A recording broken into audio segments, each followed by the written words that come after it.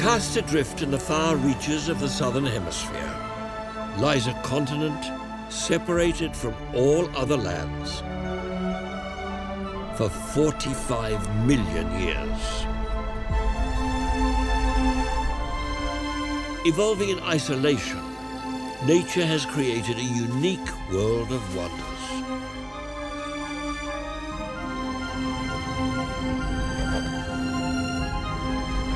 Spiders that dance, birds that spread fire, where bouncing beats walking and youngsters are carried in pouches. It's a world where animals have had to adapt to surprisingly diverse landscapes and thrive in its vibrant seas.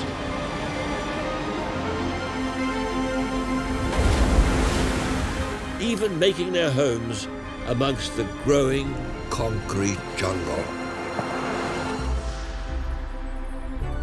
In this episode, travelling the currents that circle the continent, we discover what makes Australia's coastline so special.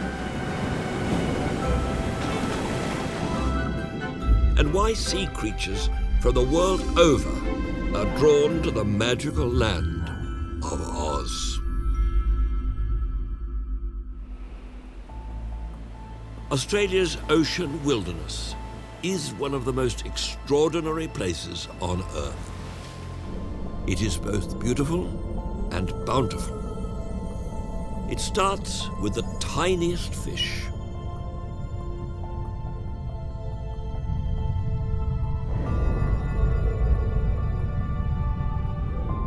Which in turn supports an astonishing array of larger creatures. Dusky sharks. Fast, streamlined predators, 10 feet in length. These dense schools of sardines are known as bait balls.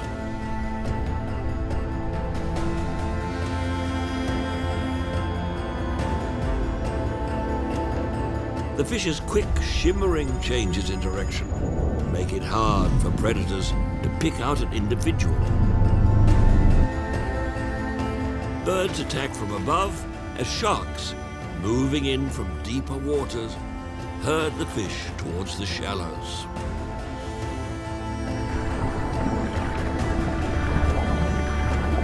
Confident the sharks are keeping themselves busy, young board riders enter the fray for a close encounter.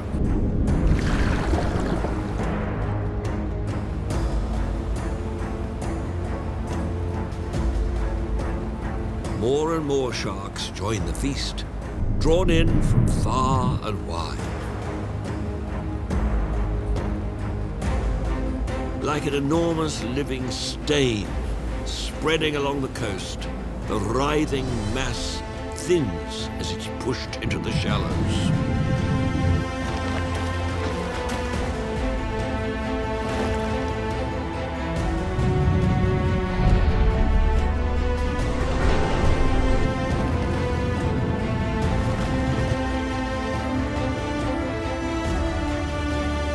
The sheer size of the scene now becomes clear. Several large schools of sardines have been herded together into one colossal bait ball.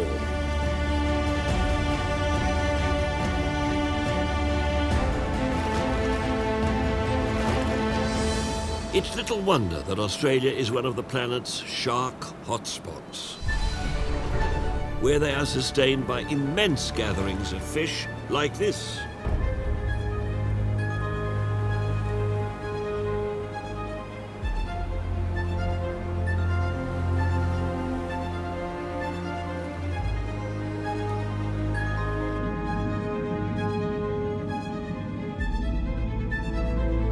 The shark is not Australia's only marine predator. But not all of them remain underwater. In fact, some of the ocean's best hunters have found their way onto the beaches of remote offshore islands.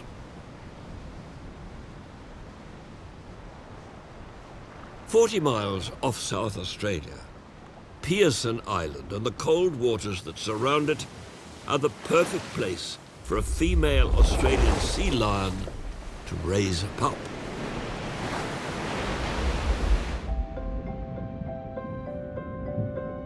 Not so long ago, the Australian sea lion was one of the rarest of its kind in the world.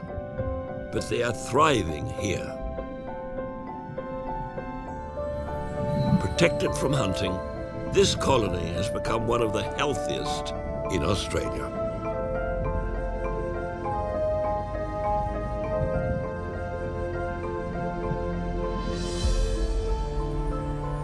Currents from the Southern Ocean bring cold, nutrient-rich upwellings, helping to create one of the world's least polluted and best-stocked waterways.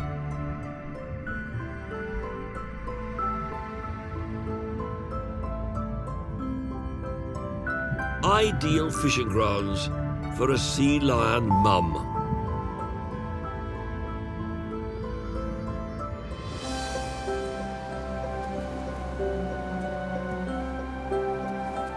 The island's small sandy bay is the perfect nursery for her pup.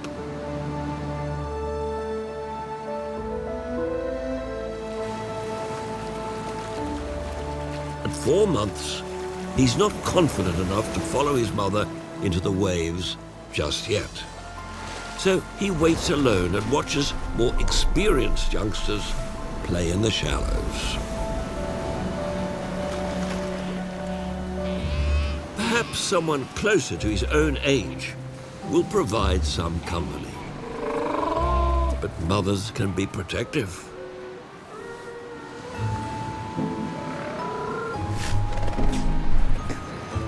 And fathers downright hostile.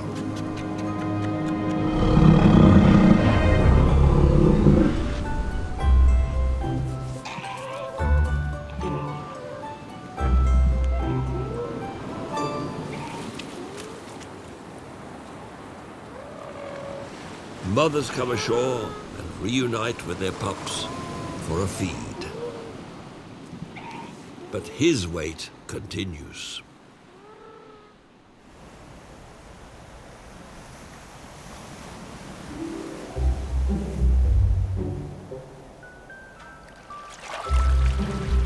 Finally, in what might be described as the toddler pool, he finds a playmate from a different species. A long-nosed seal pup.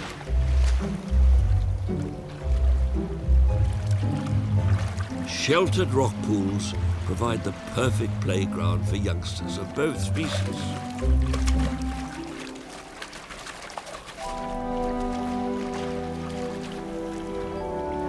Play is only a short-term distraction when you are hungry.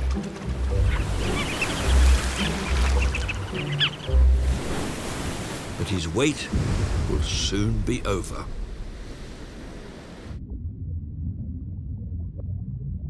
Sea lions are some of nature's greatest ocean acrobats, so simply coming ashore should be easy. Pearson Island is characterized by large flat slabs of rock lying just below the water's surface.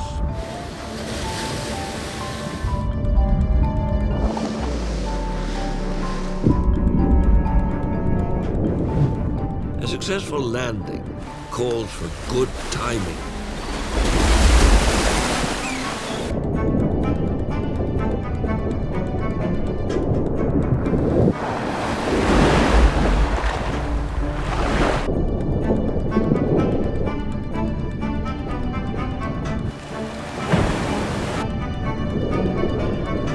When the surf is this strong, it's more prudent to opt for the sandy beach. A feed at last.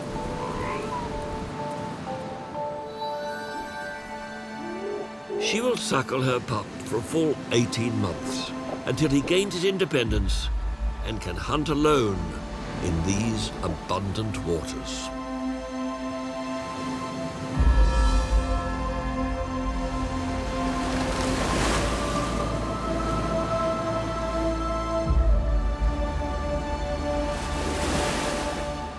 In the ocean, animals have the freedom to move and disperse over vast distances. Sometimes they travel alone. At other times, they form great gatherings. In the wide shallows of Spencer Gulf on Australia's south coast, June is the time for an unusual midwinter gathering.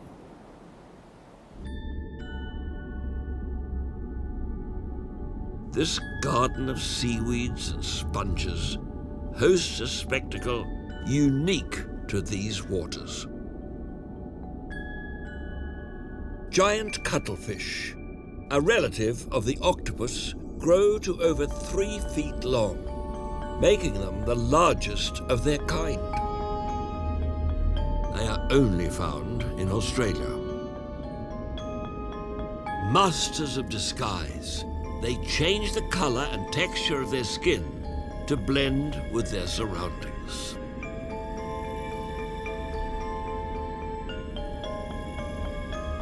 At this time of year, though, it's all about standing out from the crowd. This small patch of reef, less than half a square mile in size, has been inundated with thousands of courting cuttles. But with a ratio of 11 males to every female, not every male is going to get lucky. This female has accepted the protection of a large alpha male.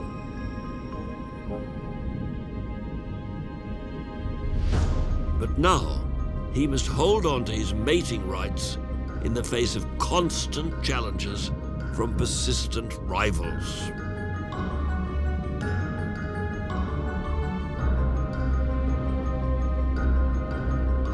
By splaying out his tentacles, turning white, angling his body at 45 degrees, he attempts to appear larger than his challenger. The female is hidden below, while waves of black add to his display of strength.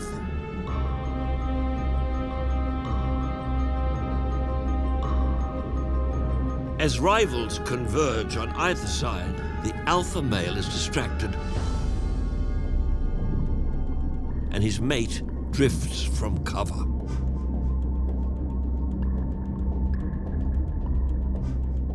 A smaller male sees an opportunity and moves in. The interloper drags her as far as he can before forcing her into his twisted embrace. But the larger alpha male is quick to reclaim his prize.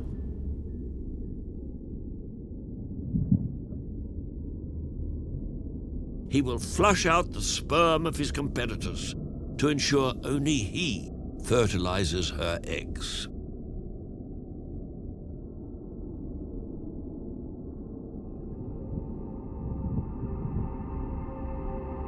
Given a moment's respite, the pair can get down to the business of finding a place to nest.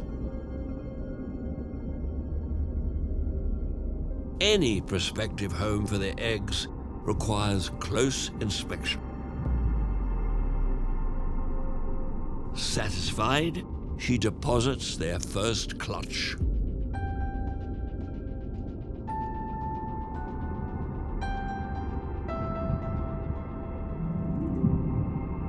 Now, with a prime nest site and a mate to guard, the male must continue to fend off rivals. Nest sites like these are coveted across the reef, and males are tireless in their efforts to claim them. This one is already taken. It's being guarded by a monster. One of the largest males on the reef, his dazzling white skin and flattened tentacles proclaim his strength and size. Other males, hoping to mate with his female under the rocks, move in.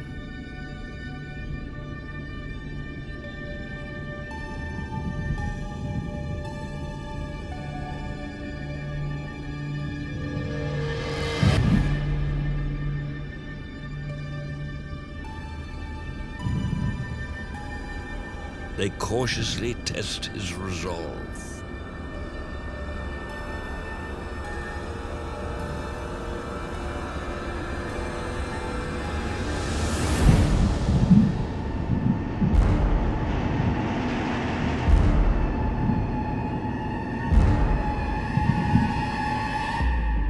The urge to mate emboldens them.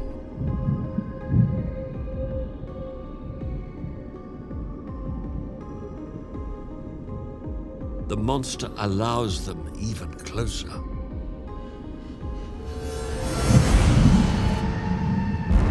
Cuttlefish expel ink to confuse predators, but this is a desperate attempt to escape the clutches of one of their own.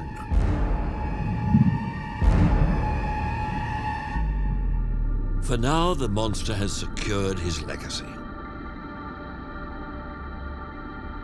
This marine spectacle was nearly lost forever. In a single season, fishermen caught 270 tons of cuttlefish at this breeding site before it was protected in 1998.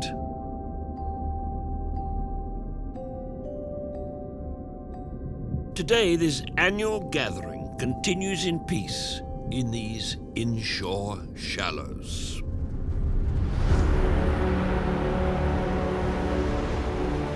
Stretching between Antarctica and Australia's outer fringes is the Southern Ocean, wild and remote.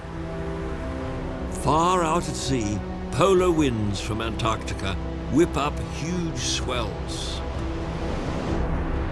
This is the ocean's engine room, generating waves that roll across the planet.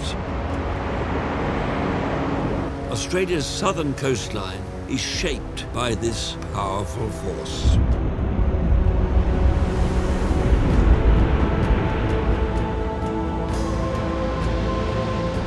As the ocean swells near Australia's outer edge, waves build to a monumental size. Monsters 30 feet high are not uncommon.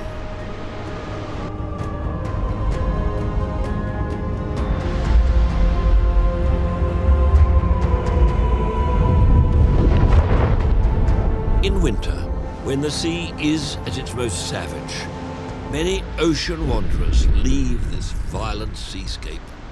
They head north and seek refuge in the calmer waters of the Great Australian Bight.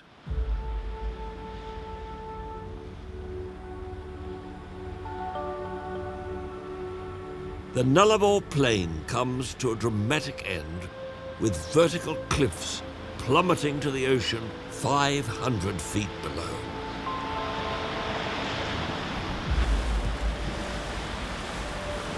Every winter, these cliffside coves provide refuge to southern right whales. Nearly 60 feet long, they are amongst the largest animals ever to have lived. This female left her feeding ground in the Antarctic and traveled over 2,000 miles to give birth. The warmer water is gentle on her newborn, which has yet to develop its insulating blubber.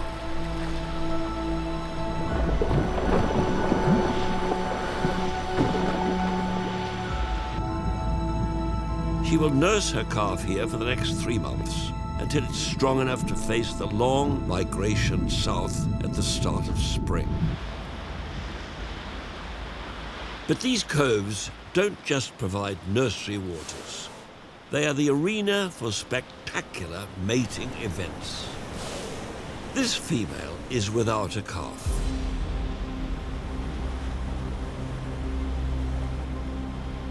Four males close in on her.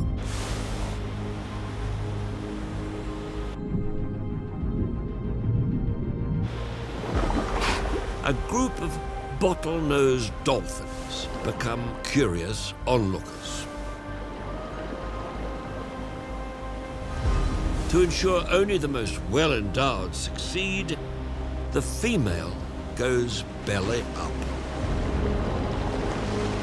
The penis of a southern right whale extends to almost 13 feet. Several males will mate with her, but only the last will father her offspring.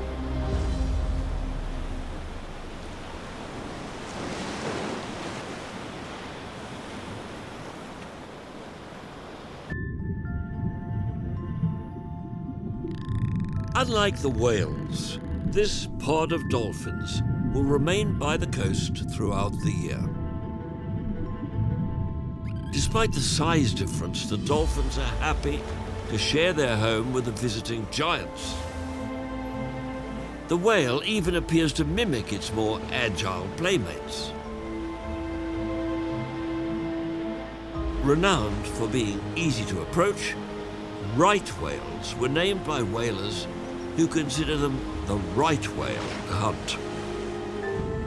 Their curious and playful nature making them easy targets.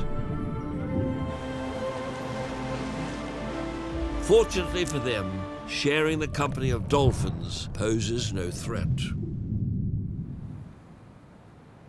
Port Phillip Bay is on the doorstep of Melbourne, Australia's second largest city. But few residents have witnessed the marine spectacle that unfolds in these shallows every winter. At nearly 1.5 feet in width, Australian giant spider crabs are amongst the world's largest crustaceans. Seldom seen, they spend the year scavenging on the seabed. But this crab has got a feeling that it's time for a change.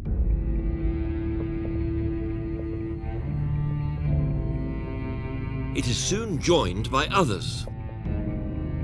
Normally dwelling in depths of up to 2,500 feet, these crabs migrate to the shallows each winter. Not to mate, but to molt, to shed their old shells. It's believed that an influx of cold water from the Southern Ocean triggers this mass migration.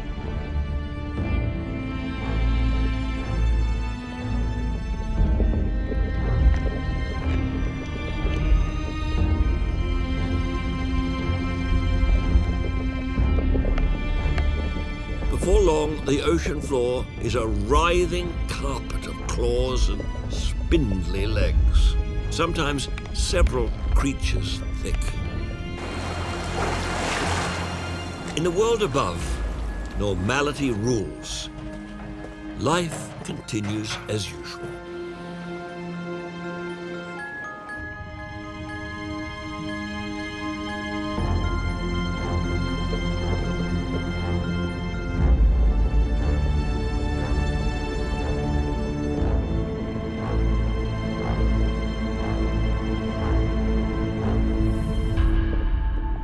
Scratching at its face is a sign that this crab's change has begun. Like all crustaceans, its body is protected by a hard exoskeleton. But in order to grow, the crab must remove its old shell and reveal a new one beneath.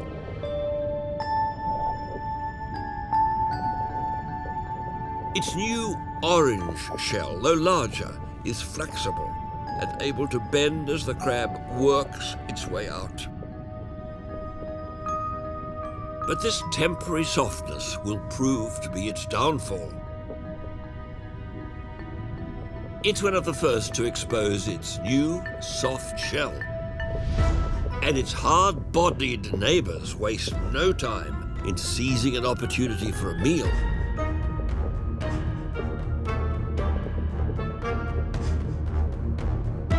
When growing a new shell, crabs need as much protein as they can get, no matter how macabre the source.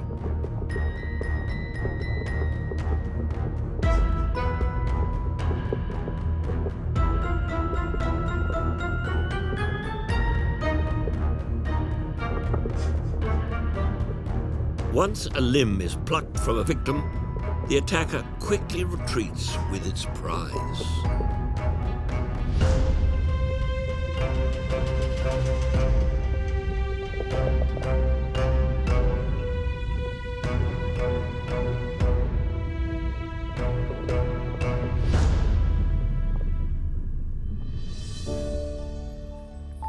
Despite the perils of molting in the midst of cannibals, these crabs have actually gathered together for safety in numbers. There is a greater threat to their kind.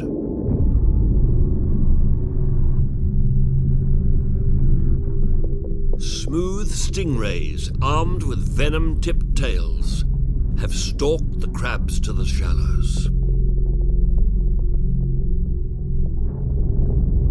At over 6 feet wide, these are the largest stingrays in the world.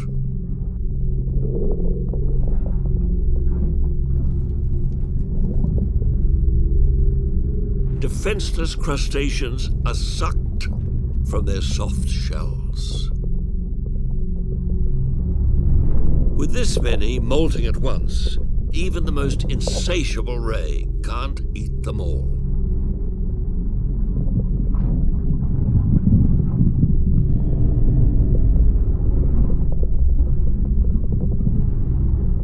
The carnage continues well into the night.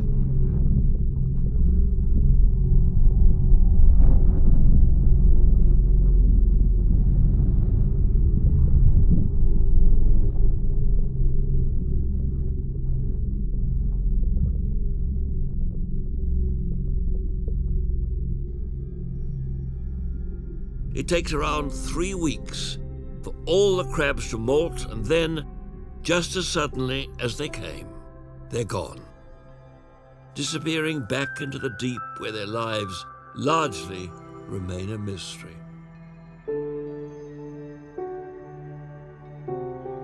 A few leftovers from the Feast of Rays are all that remain.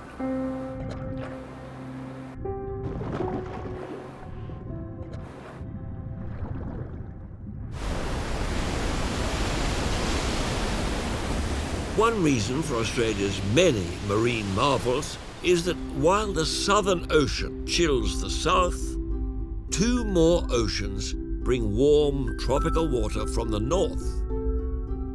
In the west, it's the Indian Ocean. In the east, the mighty Pacific. On this side of the country, the land dives beneath the waves and stretches far out to sea.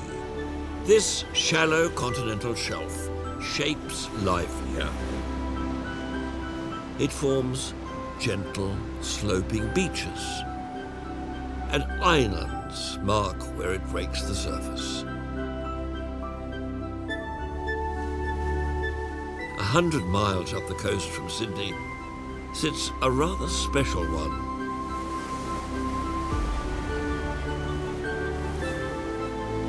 Cabbage Tree Island is the only island in the entire region that remains covered in rainforest.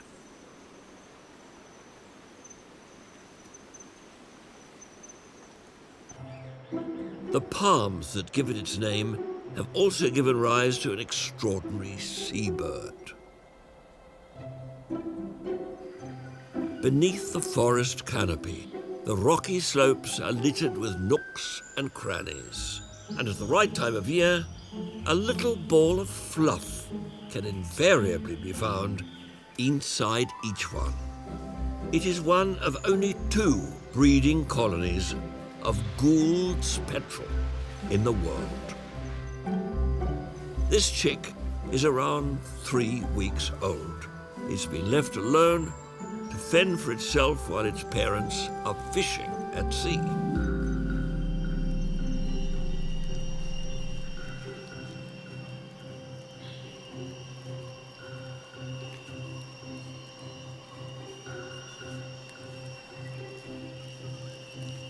The spider poses no real threat, but best not to take your chances when its leg span is wider than you are.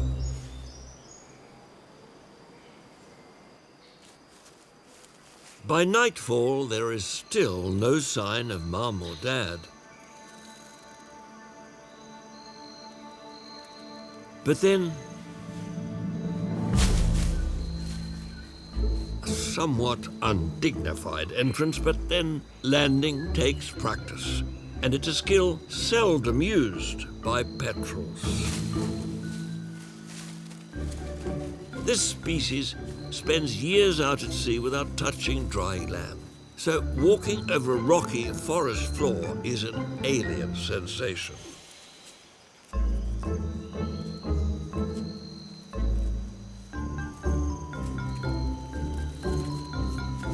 To make matters trickier, almost every hole under a rock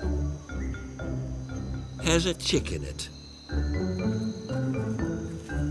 It is believed that adults use a keen sense of smell to find their way back to their nest hole. But it doesn't appear to be a fail-safe method. Wrong hole.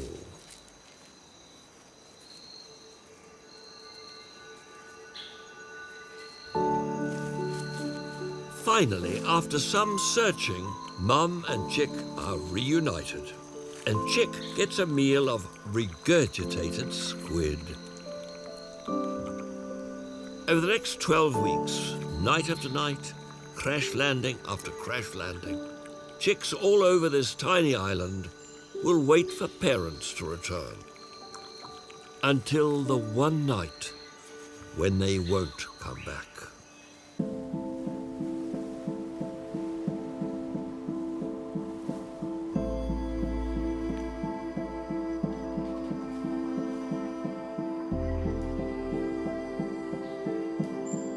Four months later, with only a tiny crown of fluffy down left, the petrel chick has been abandoned by its parents. It's been 2 weeks since it had anything at all to eat. The bird knows something must be done, but hunger, desperation, and instinct need to sufficiently combine before it has the will to make its move. For those who don't, the island holds no future.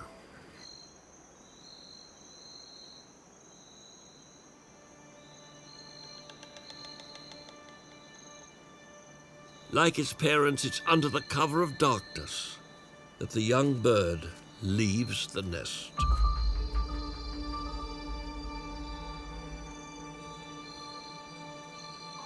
Seabirds, like petrels, rely on the wind to give them the lift needed for takeoff. But down here beneath the forest canopy, the air is listless. An ill-judged attempt at flight could be its last. Sharp palms and jagged rocks don't make for good crash mats. To stand any chance of getting off the island, it must get out from under the canopy. But trees cover the whole island.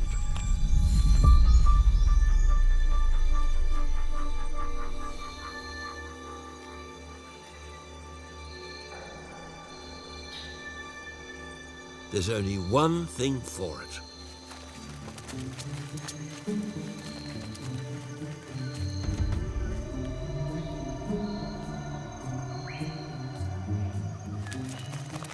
Webbed feet and wings are not ideal equipment for a sheer vertical climb of 25 feet.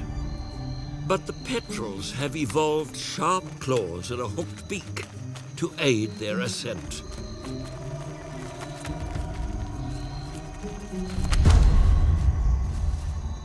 As the saying goes, if at first you don't succeed,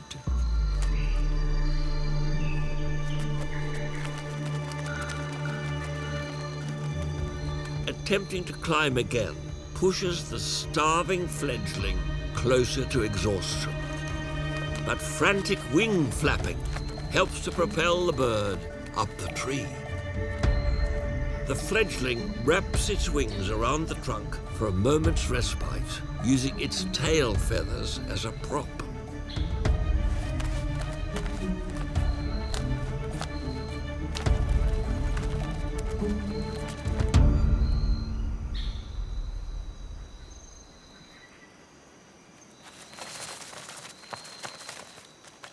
Having made it to the top, more obstacles lie in wait.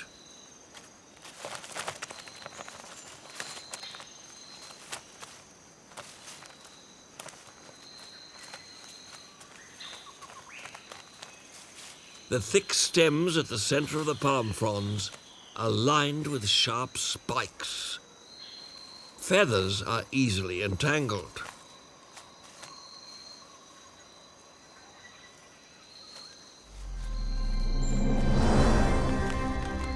Part fall, part flight. Either way, it's airborne. It won't touch land again for 5 or 6 years. As the Gould's petrels head off for a life far out at sea, other ocean wanderers are being drawn to Australia's Pacific coastline.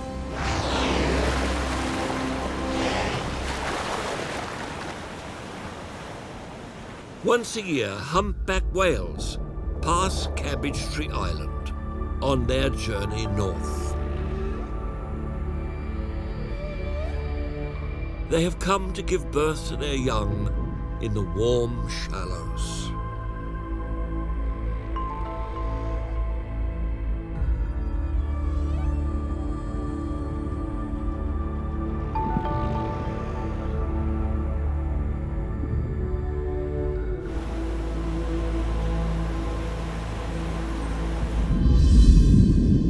One occasional visitor is the subject of myth and legend.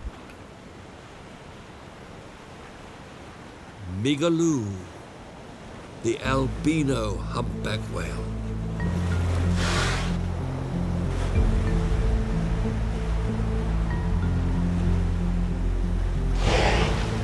His name means white fella in Aboriginal language.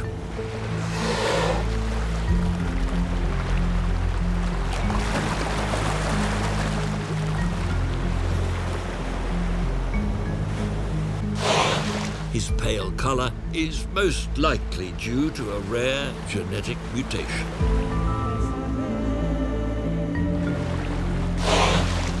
Believed to be 32 years old, Migaloo is in his prime, and he knows how to demonstrate his power.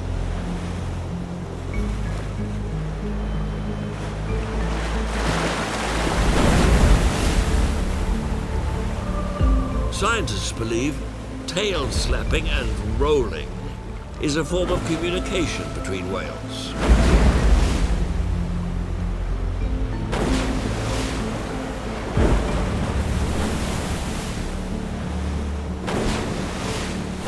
First sighted in 1991, Migaloo was thought to be the only white whale in existence. Since then, white calves have been spotted in the Pacific around New Zealand and Australia. It's thought Migaloo may be the father of these pale youngsters.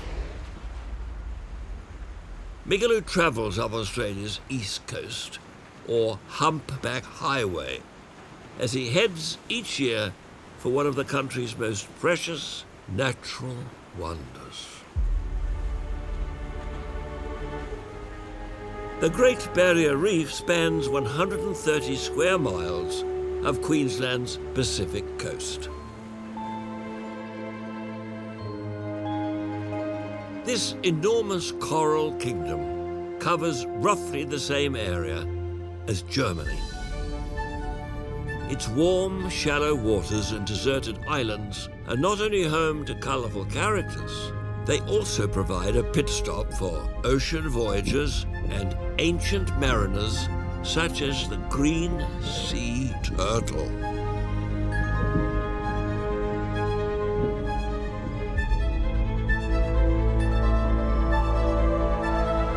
After years of life in the open ocean, this expectant mother has come back to lay her eggs in the very same place where her life began, Rain Island.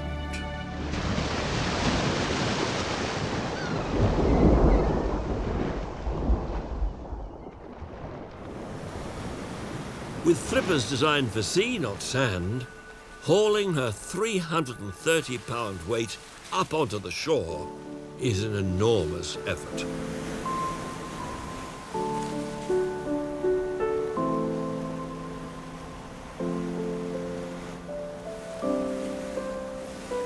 She carefully carves out a nest in the sand, her one and only act of parental care.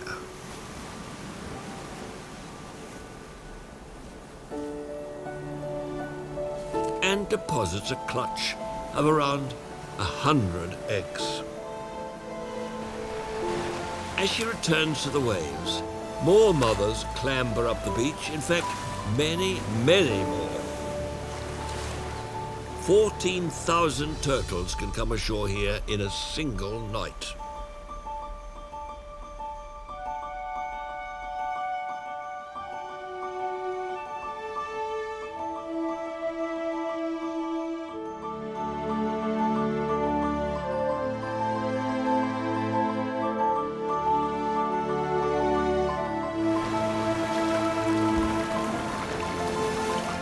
After laying, the females return to the waters around Rain Island for a couple of weeks before returning to lay another clutch.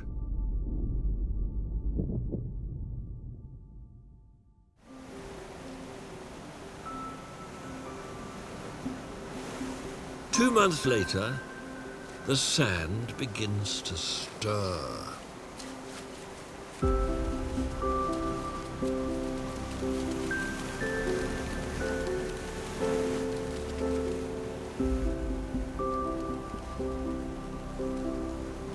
Hatchlings begin their race to the water.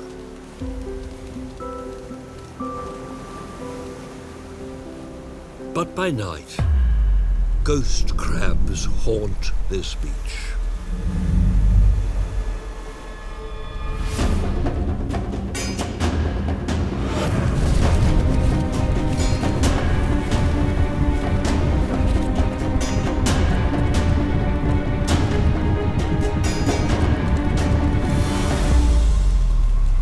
Another crab lies in ambush.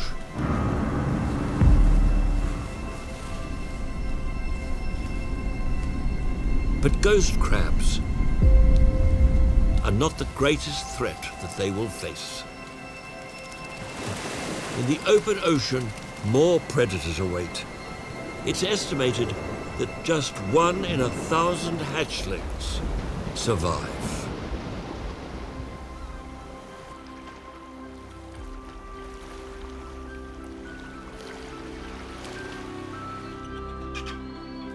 "100 miles off the coast of Western Australia lie the Lassipede Islands.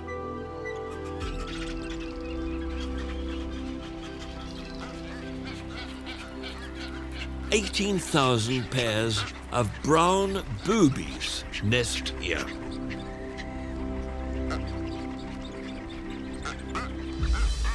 It's breeding season, and on an exposed edge of the beach, a new couple are hoping to start a family.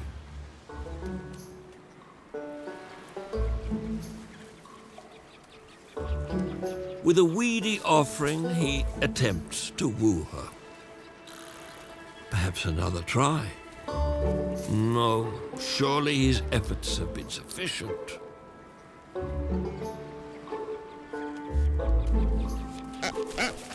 Maybe not.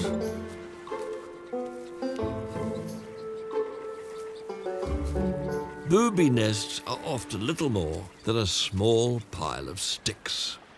Some are barely an indentation in the pebbles.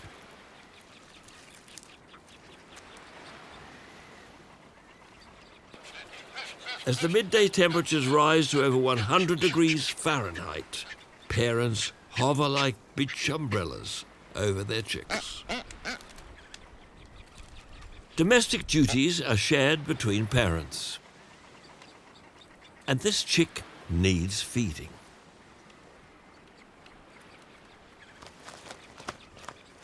Out at sea, the boobies move en masse. They have spotted splashing in the distance. A school of tuna have driven a shoal of sardines to the surface.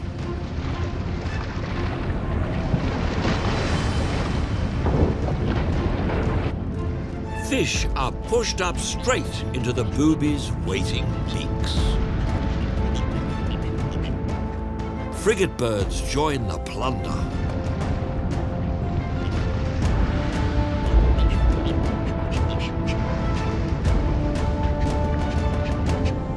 Having taken their fill, parents head home to their hungry chicks.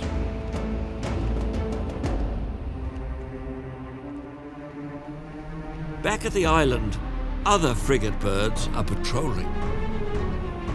They are known as the pirates of the skies, for good reason. Larger and faster than the boobies, they bully the smaller seabirds into giving up their lunch.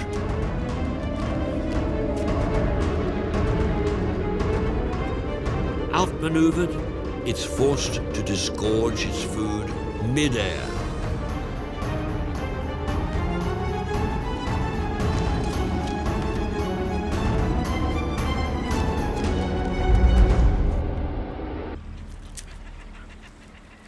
On shore, the tiny chicks wait for a meal should finally be over. The mates greet each other, but lunch was stolen. Now the onus of providing a meal falls to the other parent.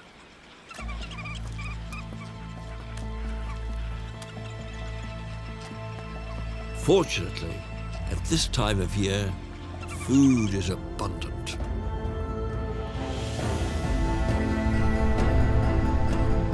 In winter, cycling ocean currents fuel huge blooms of plankton. These minute plants and animals provide a bounty of food for fish, including the biggest of them all, the whale shark.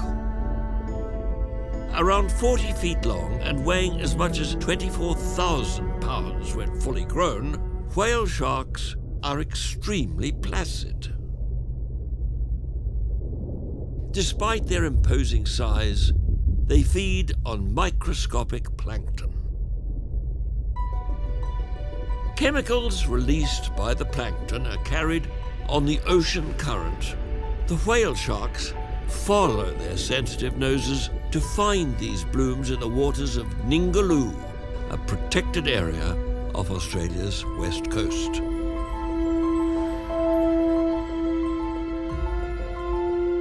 Scientists want to understand how the individuals here are related. They believe that they may be part of a whale shark family that spans both the Pacific and the Indian Oceans.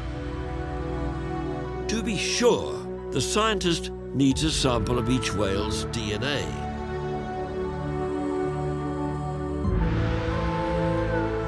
Remarkably, the giant animal will hang calmly while its nose is scratched. Completely relaxed, the shark seems to enter a trance-like state.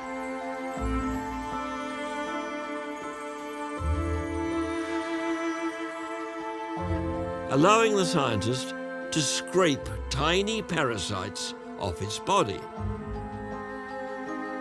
These parasites, known as copepods, chew the shark's skin and drink its blood. So in return for the DNA sample, the whale shark gets rid of a few freeloaders.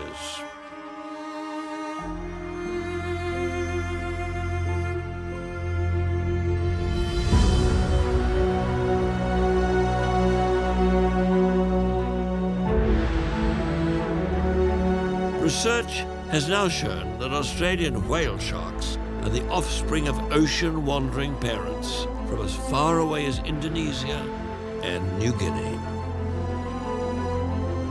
Here in Ningaloo, the giants have a precious sanctuary from hunters, in a place where they are a protected species.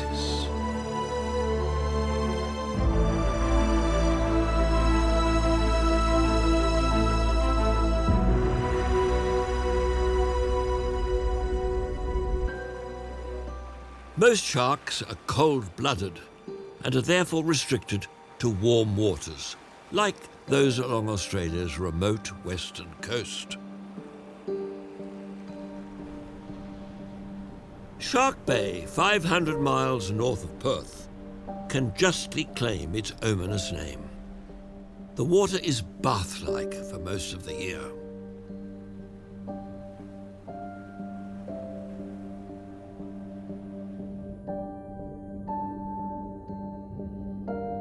Sharks have an acute sense of smell, capable of detecting the faintest trace of blood in the water.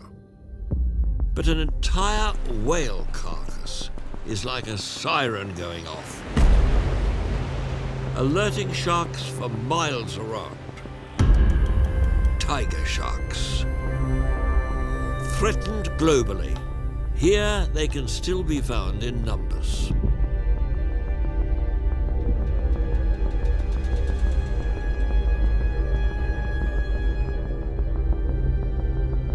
New arrivals skirt the dead whale before entering the fray.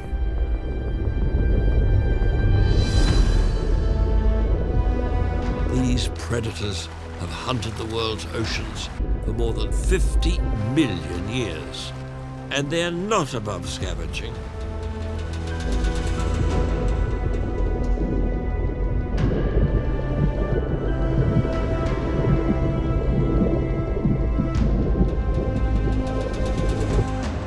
The feeding frenzy has attracted sightseers. Despite a notorious reputation for attacks on people, tourists are keen to catch a glimpse of these striking animals.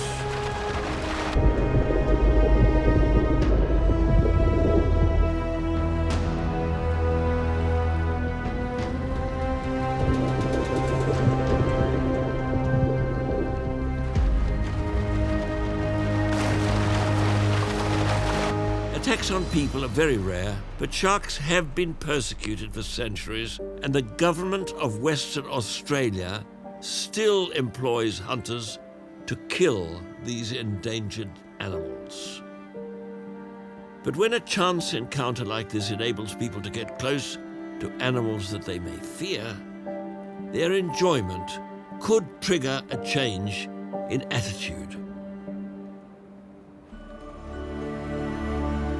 Nowhere is that more important than here in Australia, where coasts are nourished by 3 oceans, creating a nexus for marine life.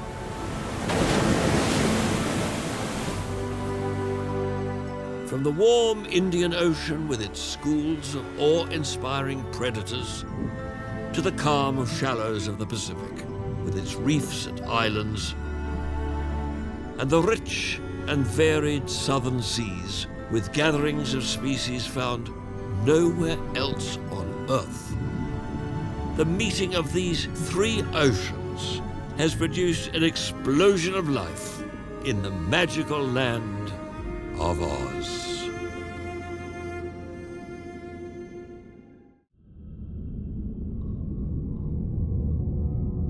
Australia is a land defined by its vast, hot outback. But in the southernmost regions, desert gives way to snow.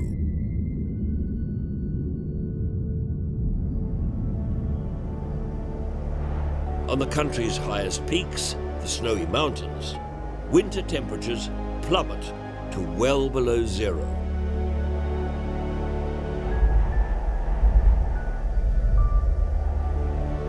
Reaching over 6,560 feet, this range spends half the year beneath a blanket of snow. Only the toughest stay to see out a winter up here.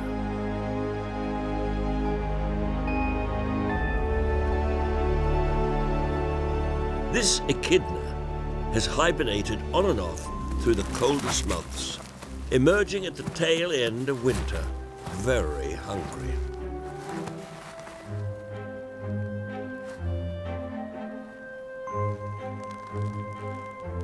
But there's no food here for an insect eater.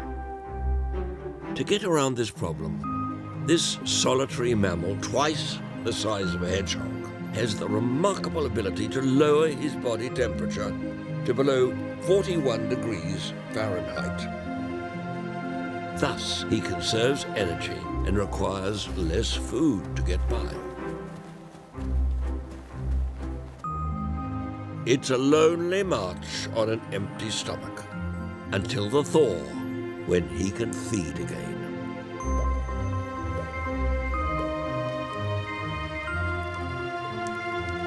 As the warmer days of spring arrive, rivers begin to flow down the mountain.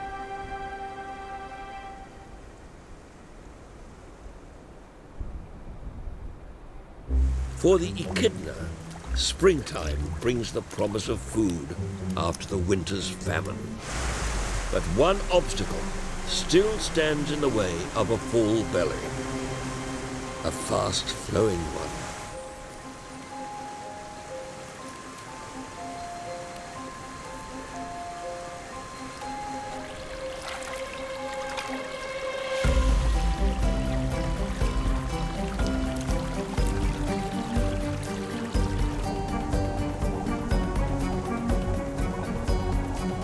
Using his long beak as a snorkel and large feet as paddles, he's perfectly capable of a river crossing.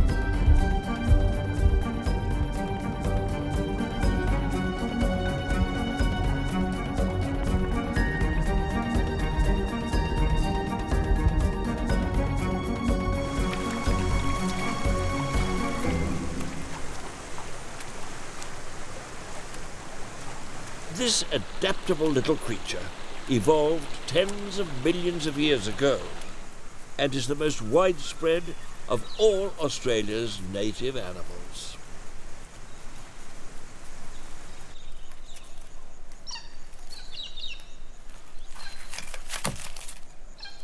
He will now spend 18 hours a day foraging, using his highly sensitive nose to hoover up ants and termites wherever he can find them. The echidna is a monotreme, believed to have evolved from a platypus-like ancestor.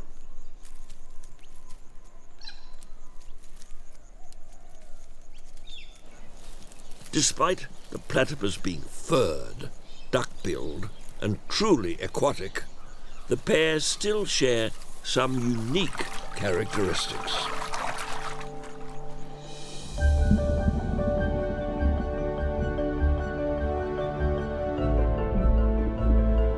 They are the world's only egg-laying and milk-bearing mammals. But only the platypus forages underwater, using electrical receptors in his bill to find prey.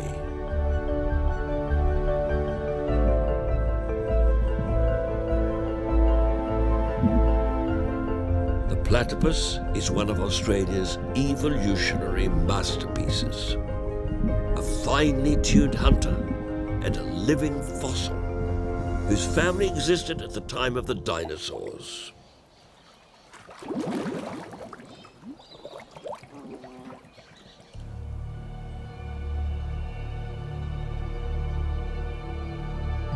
But it's the mammals that came later in the evolutionary calendar that now dominate the grasslands and forests that radiate out from the base of the snowy mountains. The marsupials. Most familiar of them all is the eastern grey kangaroo. The weight of a man, but head and shoulders taller, this top-ranking male is displaying his might. The challenge here isn't finding food or facing the elements, it's social harmony. He scent marks his territory with sticky secretions from his chest, leaving no one in any doubt that he is in charge of this patch.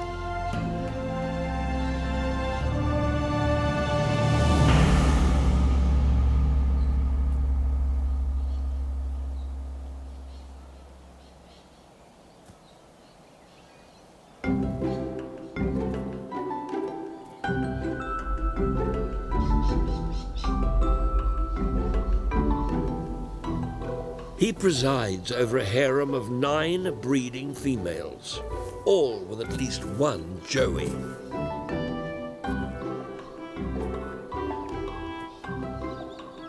But despite their posturing, males are not the driving force behind this extraordinarily successful species. That accolade belongs to the female and her uniquely marsupial pouch. While one joey is starting to explore the world, a tiny baby is already developing in his mother's pouch. Each joey feeds on a different teat depending on their stage of development. High in carbohydrates for the newborn, or high fat for the older joey, who is being forced to spend more time outside the pouch, giving his mum and new sibling a break.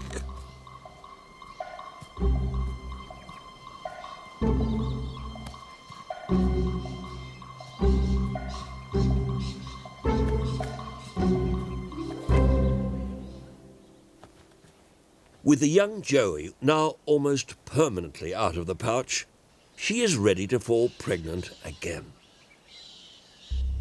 A fact not lost on the amorous dominant male.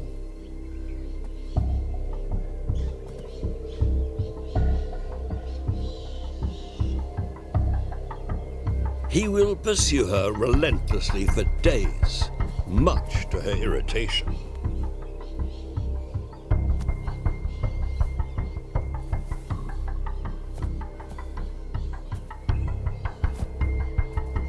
But rival males are a constant threat.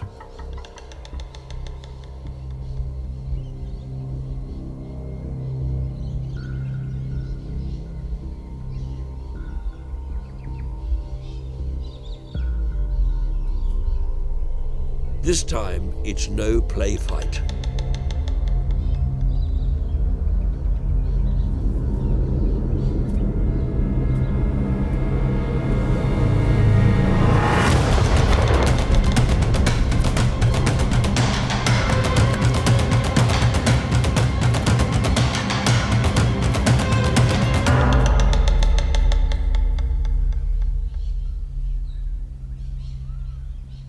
Maintaining his status as the dominant male is so taxing, he may only hold on to his position for a year.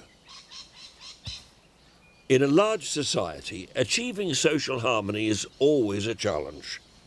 But the fact that it is a large society demonstrates that kangaroos are doing well. There are now millions of them.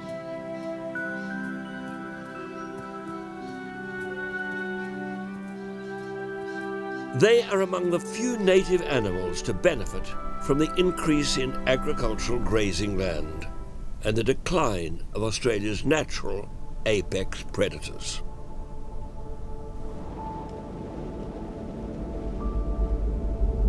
Australia's top carnivore, the Tasmanian tiger, was hunted to extinction in the early 1900s.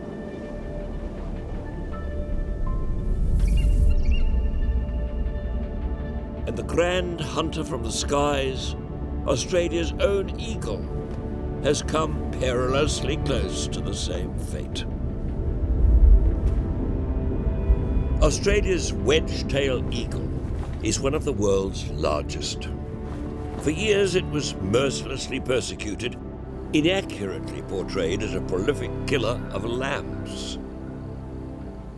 With a bounty on its head, up to 30,000 eagles were killed each year.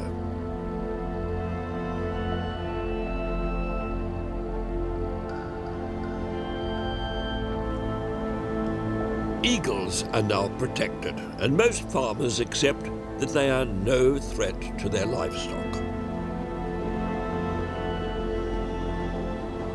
They are now affectionately known as wedgies, and their calls echo once more across farmland.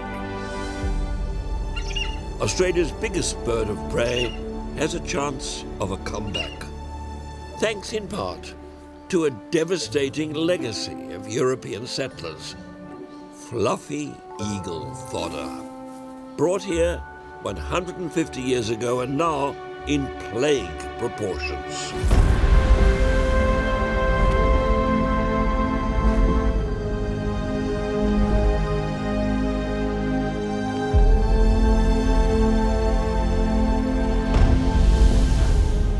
The wedge-tailed eagle is a stunning avian predator.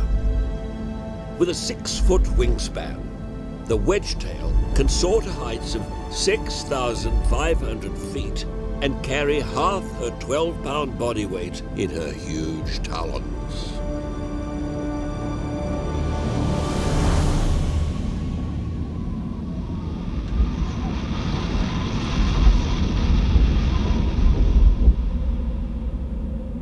Her eagle eyes pick up something curious.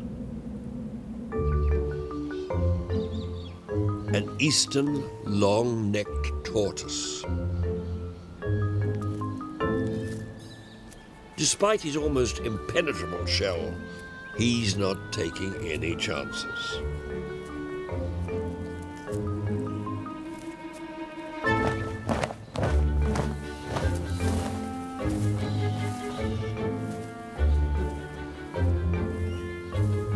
She's sure that rock was moving.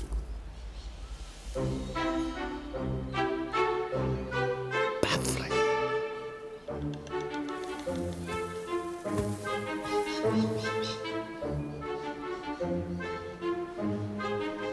The eagle resumes her search for an easier target.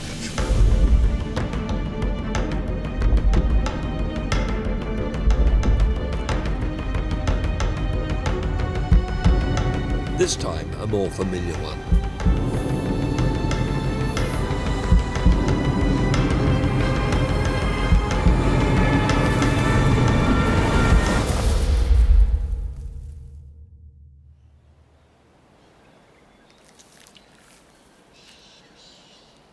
In some parts of Australia, rabbits make up 90% of the eagle's diet. The tortoise, 0.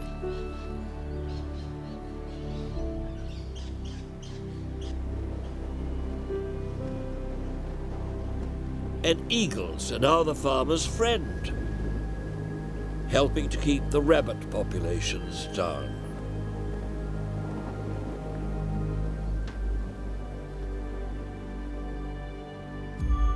By helping to solve one of man's self-inflicted problems, wedge-tailed eagles have earned their survival. But there's one species that offers us nothing more than its charming existence, and its plight is far less visible. 160 kilometers southeast of Perth lie the Dryandra woodlands. Covering just over 100 square miles, they are tiny by Australian standards, but they're critically important.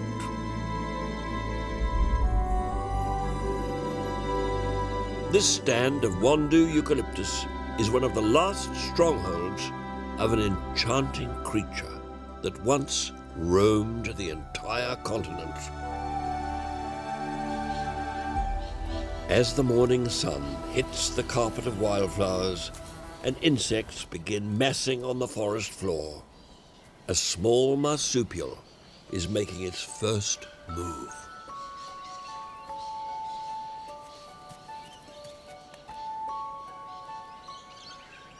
The shy and secretive numbat, the closest living relative to the extinct Tasmanian tiger, is on a termite hunt. She needs 20,000 termites to fill her belly.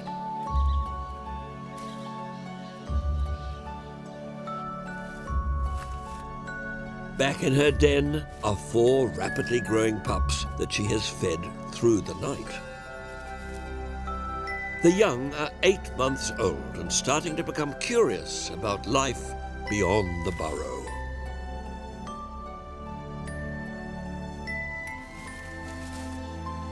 One is bolder than the rest. She's begun to explore the tree stump fortress, protecting the burrow exit.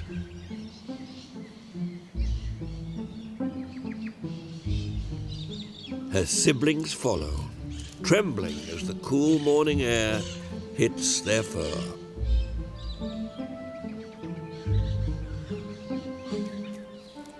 Each day, the leader inches closer to the fortress walls. Now she has her first glimpse of the world beyond.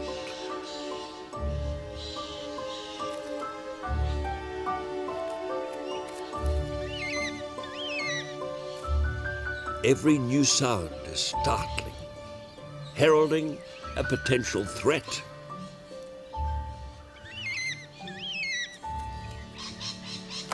They are wise to be cautious. Numbats once ranged widely across Australia. Today, there are fewer than the famous endangered snow leopard or giant panda. They need something that is now in short supply. Undisturbed woodland with plenty of logs filled with termites.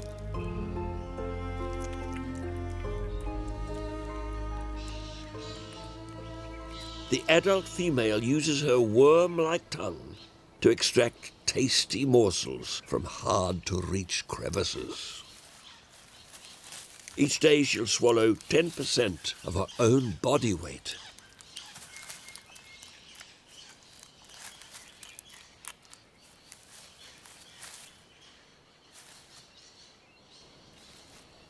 Her young are getting braver and reveling in the sun. Their rounded snouts, suited to milk feeding, are becoming more elongated by the day. Within a month, they too will be reliant on termites.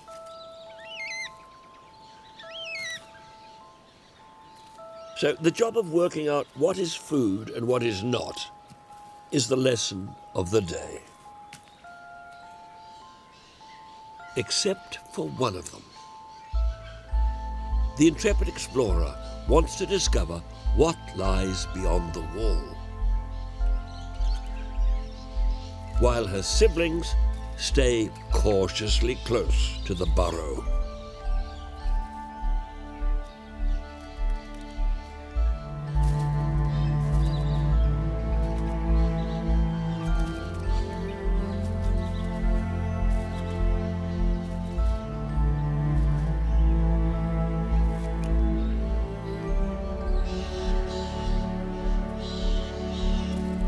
She'll keep wandering further from the burrow until one day she leaves her mother's territory for good, perhaps crossing paths with other young numbats, also emerging from hollows in this forest.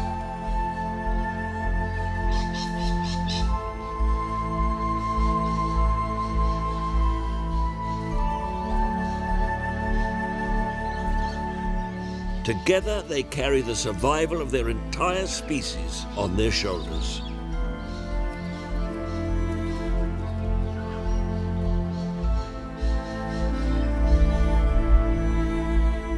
Over the past 200 years, habitat loss and predation by invasive species has led to numbats disappearing from 99% of their previous range. There are now fewer than 1,000 left in the wild. Where Australia's ancient ecosystems are left intact, animals thrive. In far northern Queensland, a remnant of the world's oldest rainforest runs like a green ribbon along the coast.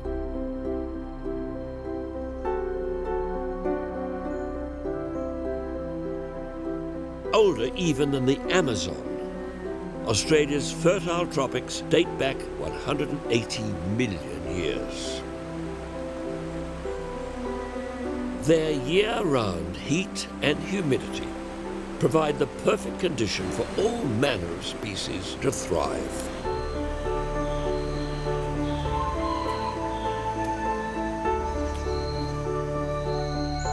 It's in these rainforests that Australia's mammals first emerged, and then spread far and wide across the continent's grasslands.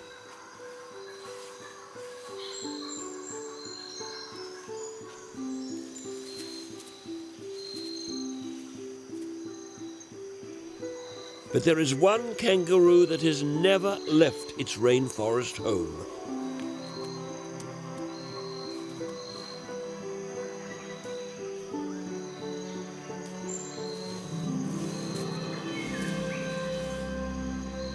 A shy creature, rarely seen on the forest floor. Because its home is high in the canopy.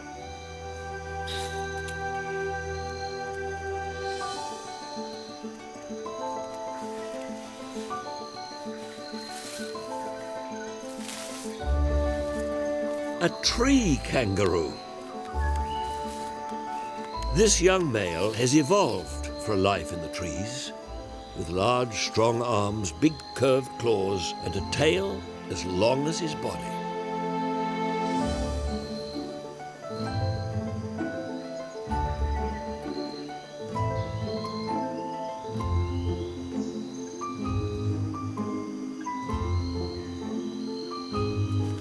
But even 65 feet up, he's still clearly a kangaroo.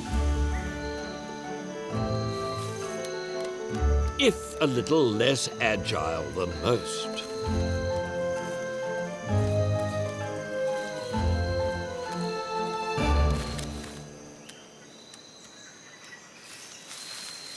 At almost 2 years old, he's only recently left his mother to find his own territory.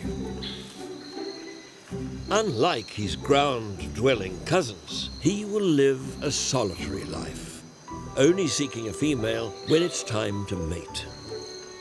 But he's finding it hard to make the break. He can hear his mother in a nearby tree and crosses the canopy to reach her. But it's not a warm welcome.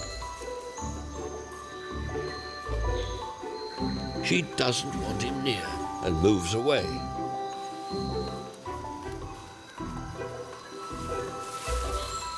Her tough love makes sense. At 8 months, her youngest Joey has started to leave the pouch and is exploring her high wire world. She's wobbly enough. Teenage sibling might topple her altogether.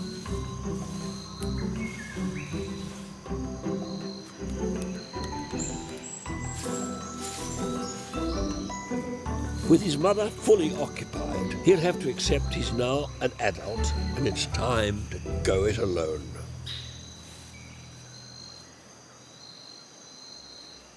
And space is something that is in short supply in the rainforest, where almost half of Australia's colourful bird species are competing to raise the next generation.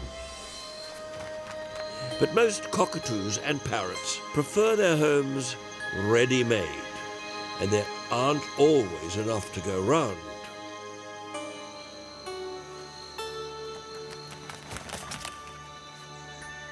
This female eclectus parrot has laid her eggs in a much sought-after tree hollow. Her green mate will deliver food to her so she can stay on guard duty.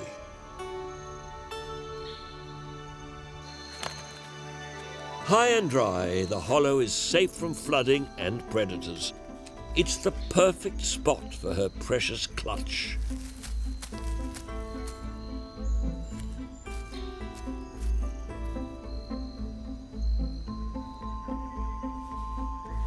It should be a textbook incubation.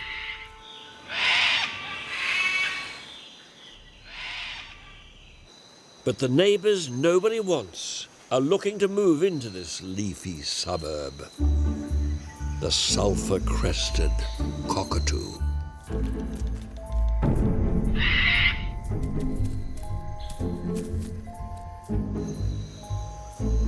Loud, assertive, and ready to lay, this pair want the hollow for themselves.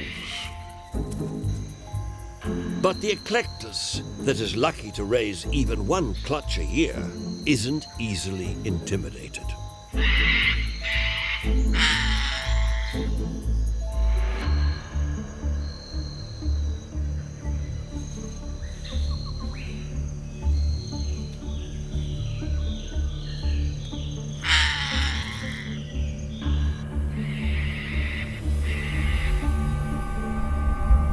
As the day heats up, temperatures inside the nest reach more than 90 degrees Fahrenheit.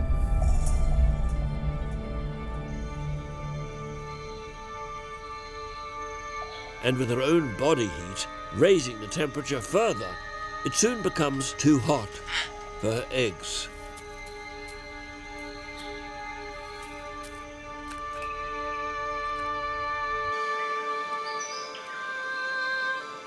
She has no option but to leave to let things cool.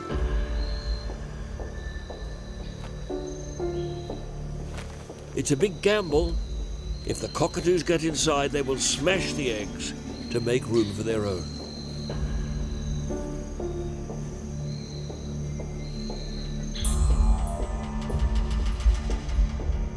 It looks as though all is lost.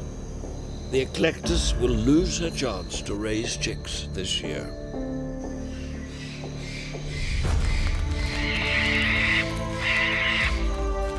But not here, and not today. Victory belongs to the eclectus. Such are the challenges of raising the next generation in the competitive environment of the rainforest.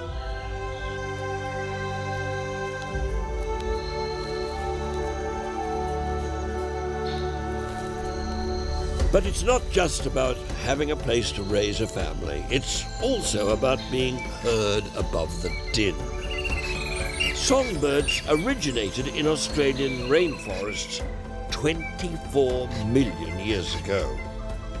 And some of nature's great vocalists are still to be found here.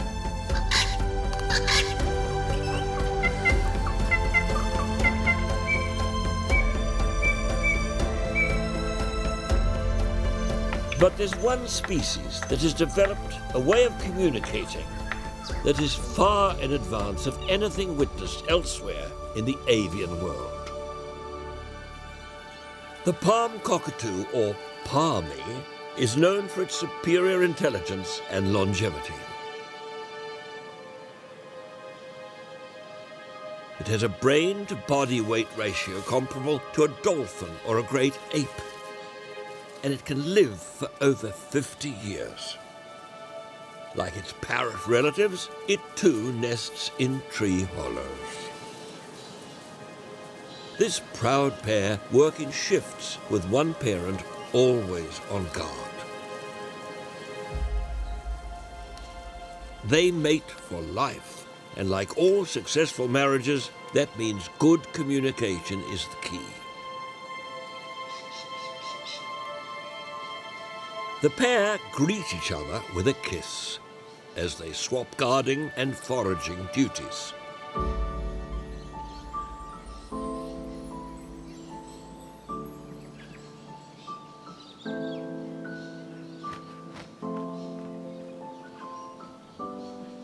The hard fruits of the Nonda plum tree are too tough for most birds, but the palmy has one of the largest and strongest beaks in the bird world. So large, it never quite closes.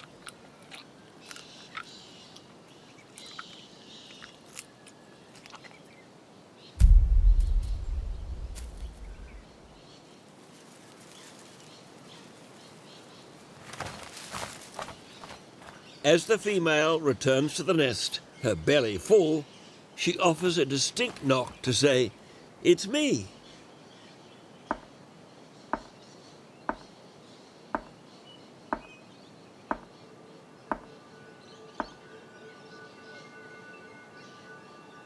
But her mate works harder still to message his partner.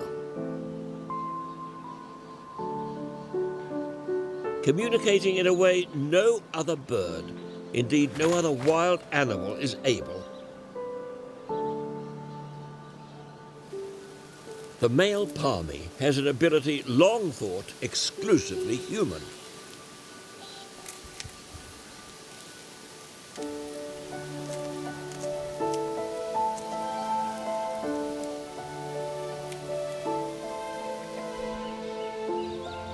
He fashions a drumstick and deliberately beats out a rhythm.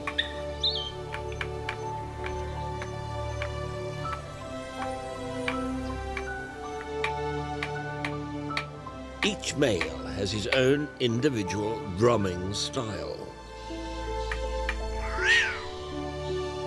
Why he does it is unclear.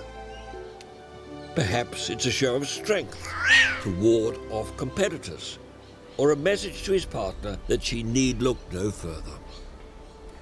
He and his nest are best.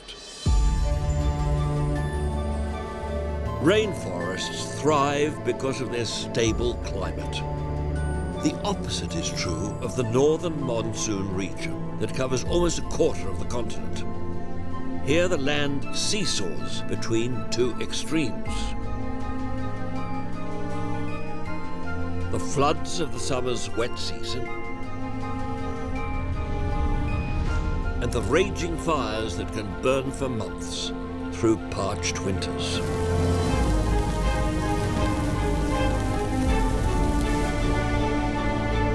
It is these extremes that have helped sculpt some dramatic landscapes.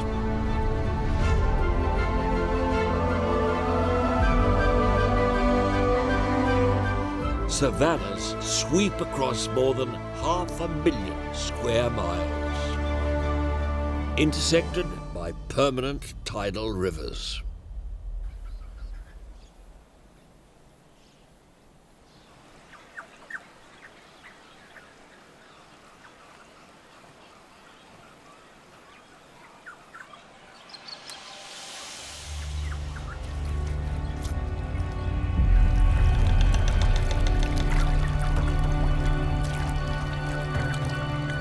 The hunting ground of the saltwater crocodile.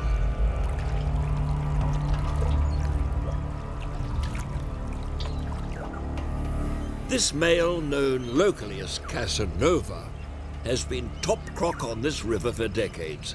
He has 60 fearsome teeth, measures over 13 feet long, and weighs 1,500 pounds.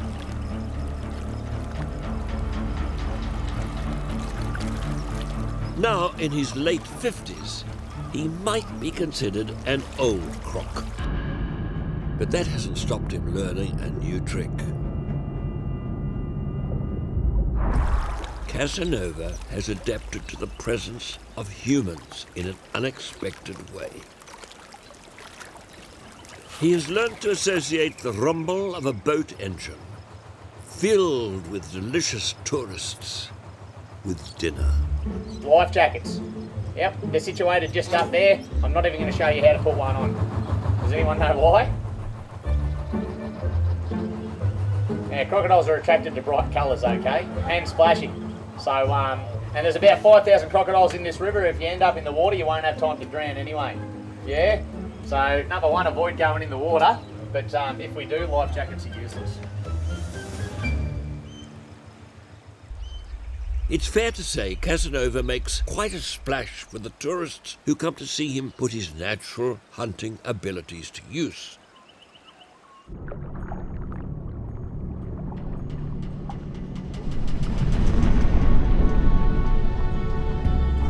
A wave-like thrust created by hundreds of muscles working in tandem push against the water.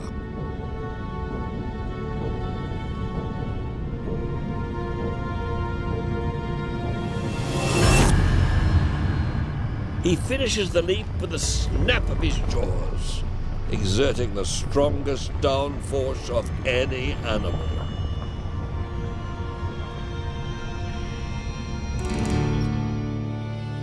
On this river, crocs have a seemingly easy life, but it's not entirely without its challenges. Despite being Australia's apex predator, crocodiles are relentlessly hunted by the march fly. At almost 1 inch long, it's thousands of times smaller than its prey.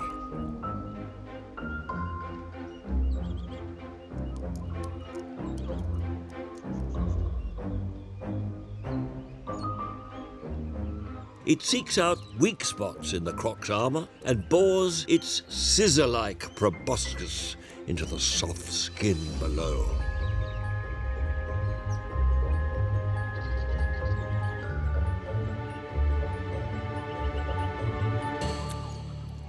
An anticoagulant in the fly's saliva prevents the blood from clotting.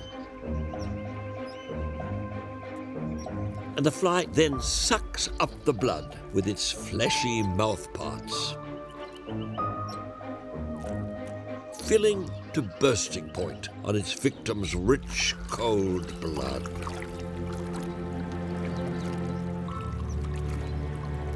The delicate, 3-layered eyelid is particularly vulnerable to attack.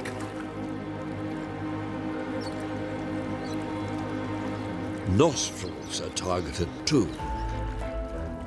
Each bite is a painful irritant, and there are plenty of them.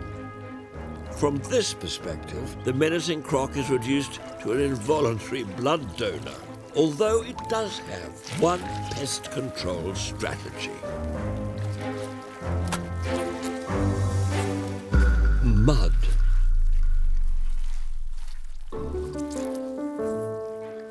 Not only a barrier to flies, but also a salve to soothe irritating bites.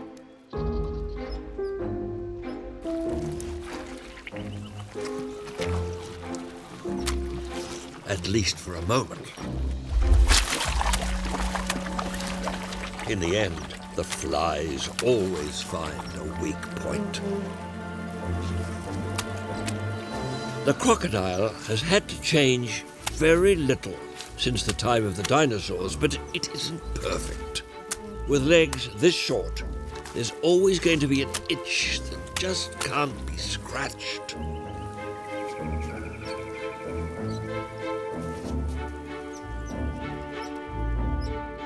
While the croc fights daily battles with its flies,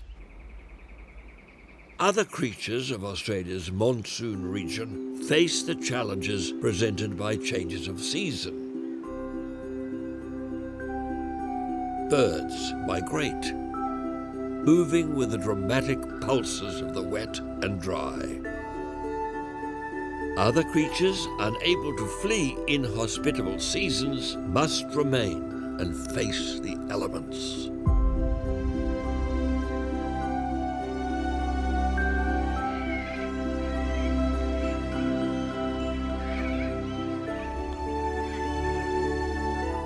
On the floodplains of Maningrida, the monsoon will soon arrive. This region is home to one of the most remote communities in Australia. The children here enjoy a playground of epic proportions, and they have discovered an extraordinary web of life beneath their feet. In just one small area, they've helped scientists identify an astonishing 46 new spiders, including one tarantula. Like most spiders, they have 8 eyes and 8 legs. But what sets these tarantulas apart is their dashing red coat.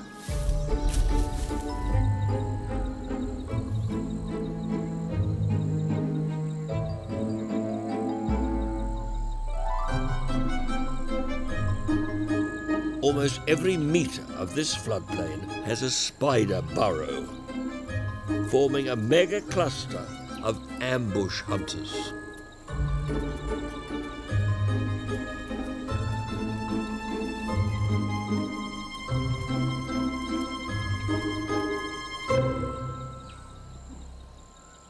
This female has settled down to wait for the perfect dinner guest.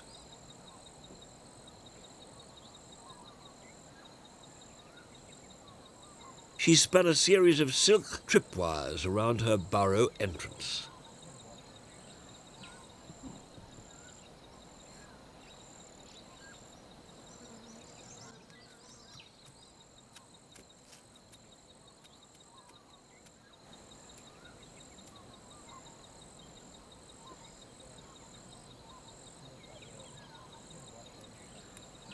And she'll strike only when success is guaranteed. This long-headed hopper is lucky.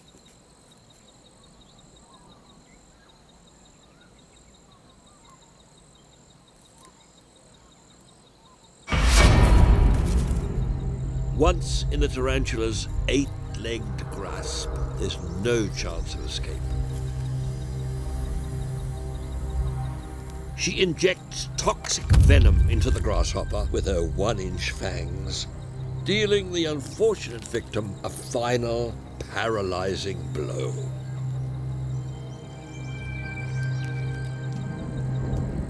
Rumbles outside suggest her world is about to be drenched. The monsoon has arrived.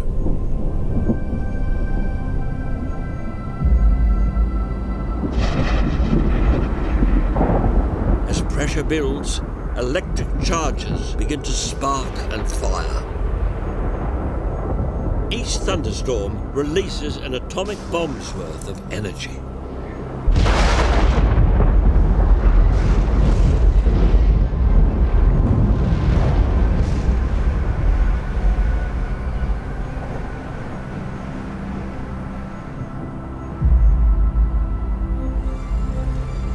A flood makes its way towards the plain.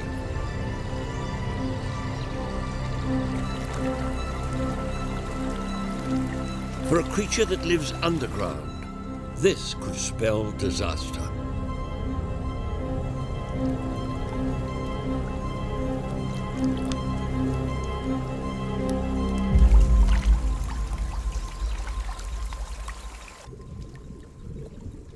But she's no ordinary tarantula. She won't flee her burrow. This spider has evolved to cope with flood. She has her own silvery life support system. Her hairy coat traps air bubbles, providing the perfect backup air supply as she breathes through holes in her abdomen.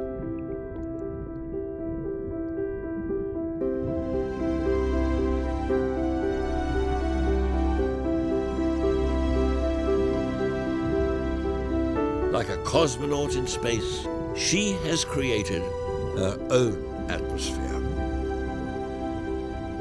Her discovery is so recent, she has no official name. She's simply referred to as the diving tarantula, a truly unique Australian phenomenon. Nobody knows what her underwater endurance limit might be, but the monsoon floods may last for 4 months.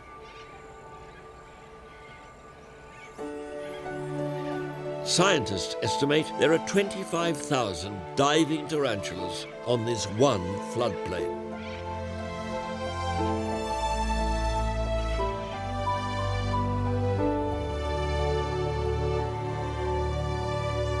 When the wet season ends, the floodwater recedes, leaving a vivid and replenished savanna.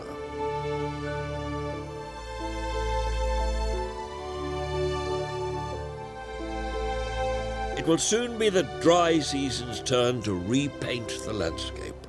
Months will pass without rain. The land will be parched. But for some, this challenge also presents an opportunity.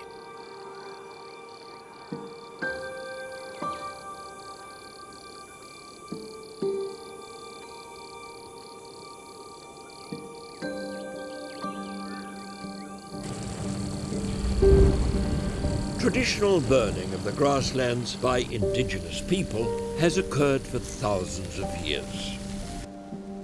It triggers germination and prevents uncontrollable wildfires later in the season.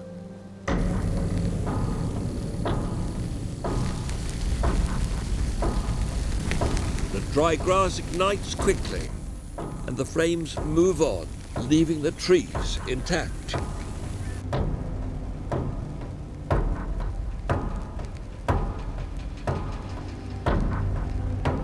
The rising smoke has not gone unnoticed.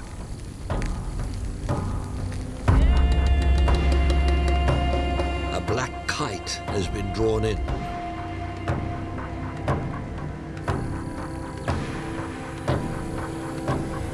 The rangers have prepared an easy meal. An exodus of creatures fleeing the flames.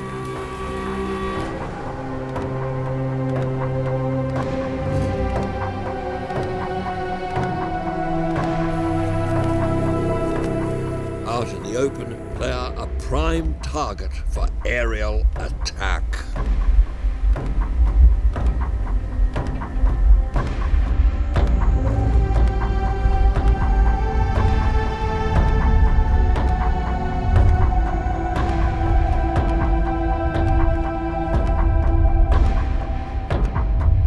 But the pleasure of solitary dining will be short-lived. The smoke signal has spread far and wide, and the black kite is soon joined by others. Hundreds of them.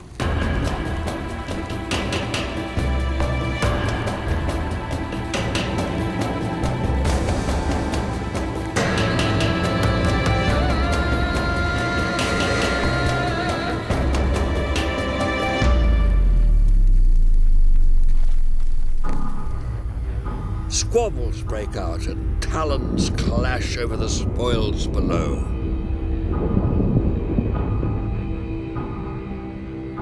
Soon the insect supply will be exhausted, but these kites have a clever way of obtaining more. They've developed a technique that has become immortalized in local folklore. That has led them to being called the firebird, or karki.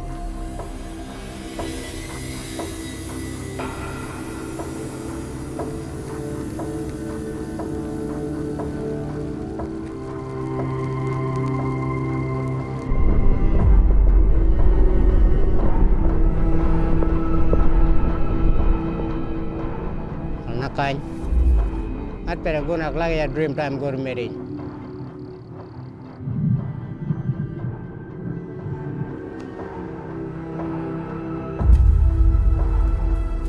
Aku ndakan bigan.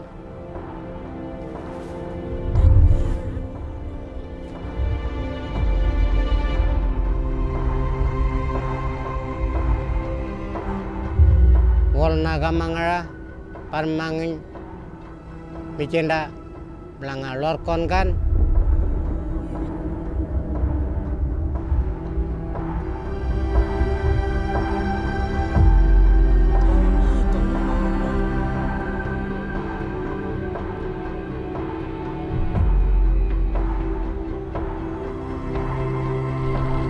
These ingenious pyromaniacs have been seen creating new fronts during bushfires, expanding their hunting area and flushing out fresh prey.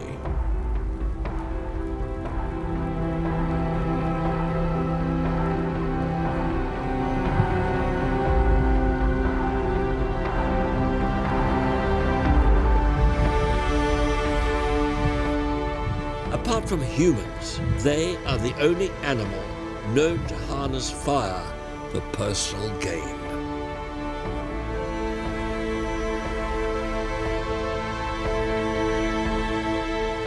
Despite being one of the world's most common raptors, it's only here in Australia that black kites play with fire.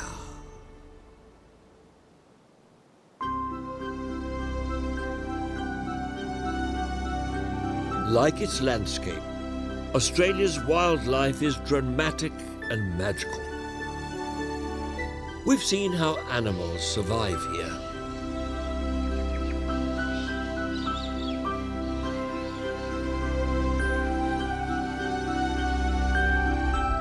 Through intelligence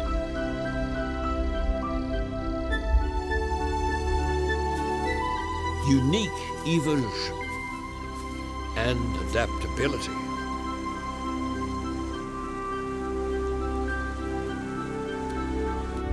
Some are thriving,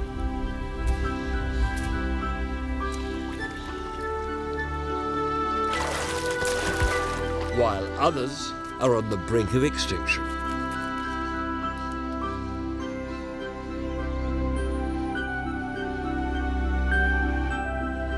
Each individual faces its own set of challenges.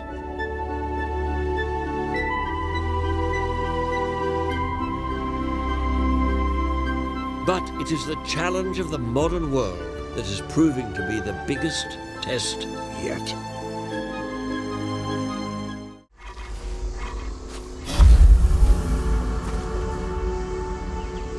Humans have walked on the continent of Australia for 60,000 years.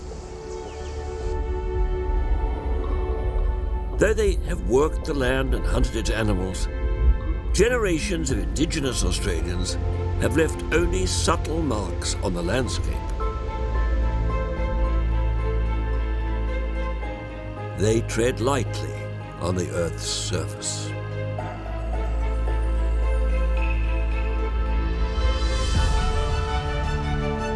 It is new waves of migration in the last 2 centuries that have introduced radical transformations and a very different future for the continent's wildlife. Yet some creatures are coping surprisingly well with this change, even in human hotspots.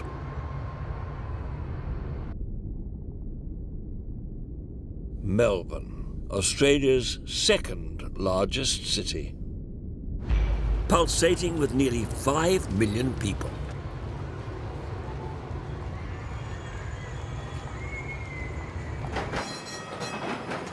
And tens of thousands of brush-tailed possums. These tree-dwelling creatures are members of the marsupial family. Like kangaroos, they carry and suckle their young in pouches. Living alongside humans has helped their numbers increase, but they live a very different life to their country cousins. Food is abundant.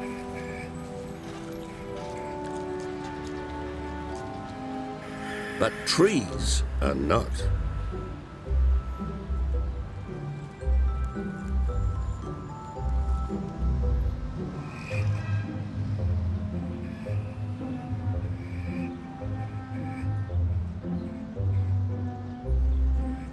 In the bush, each possum would be living a solitary life. But in this park, every tree must be shared with many others.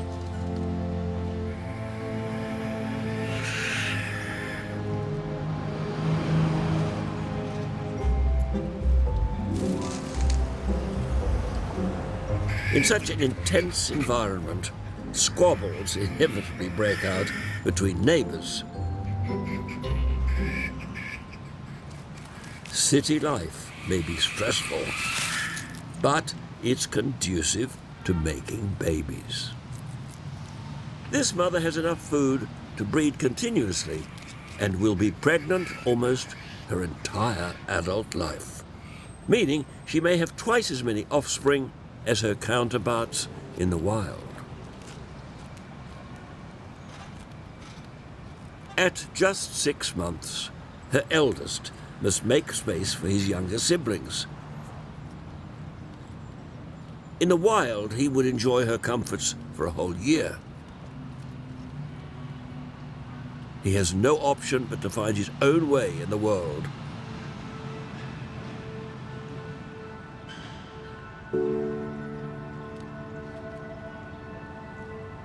But with the park's few trees so heavily defended, he can't find a safe place to rest.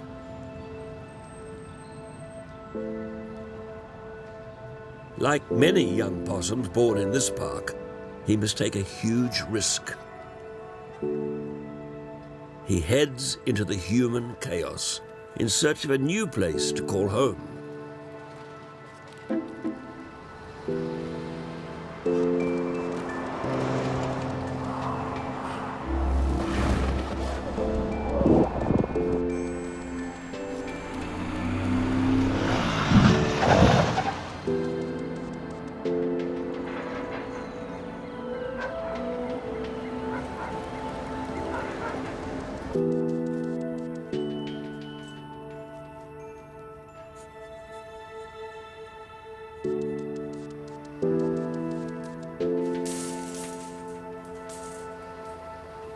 Domestic cats, the possum's main urban predator, are an ever-present threat to be avoided at all costs.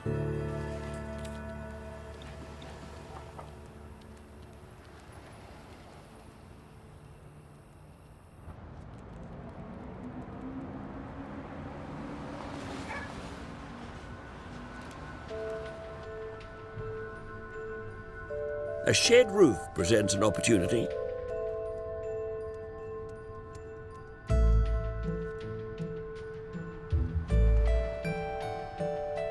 It's the ultimate jackpot for a homeless possum.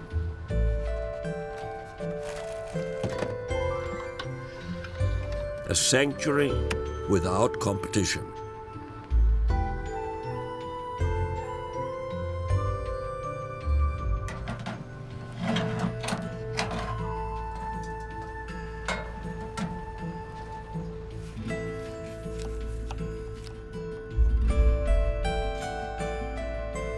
And this one comes with a bonus, a friendly human face.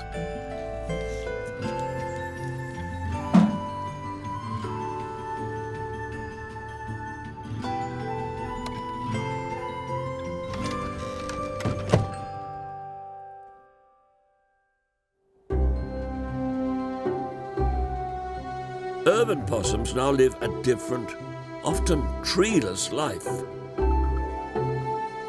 But they have adapted to cope and may even prefer human dens to natural ones.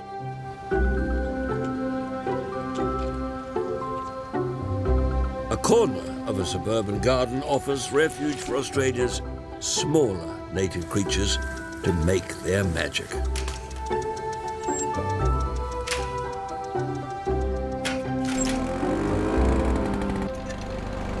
One flamboyant resident has some unique attributes that help it overcome the problems created by humans. This male peacock spider is the size of a grain of rice. He's perfectly at home in a lawn that resembles his natural grassland.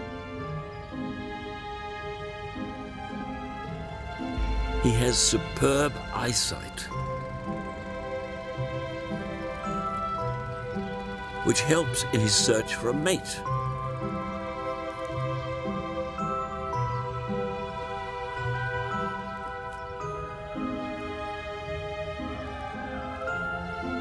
And there she is, a female peacock spider. To invite her to mate, he will produce a series of vibrations known scientifically as rumble rumps. Sensing his movements through her legs, the female demands a suitor who can produce soothing, even vibrations. Anything muddled or intermittent is unacceptable.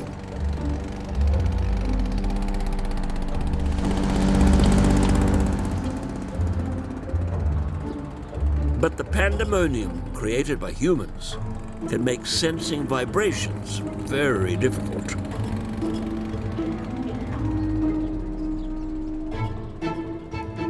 Fortunately, he has another tactic he can employ to divert her attention from all else in the garden. Eyes locked, the enchantment begins.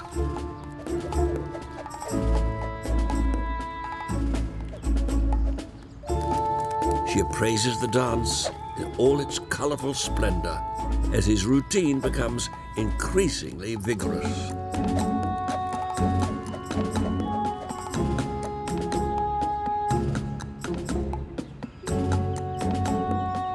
But her head is easily turned.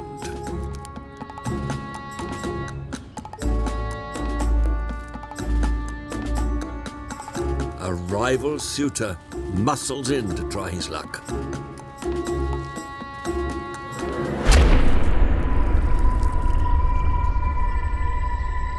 She strikes in less than a tenth of a second and injects a lethal dose of venom into his brain. The rival is now not a mate, but a meal.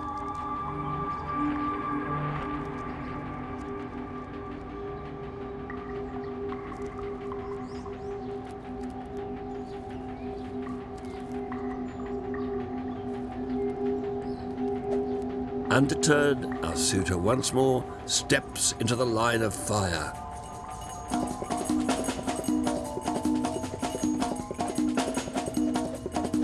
He must mesmerize or die.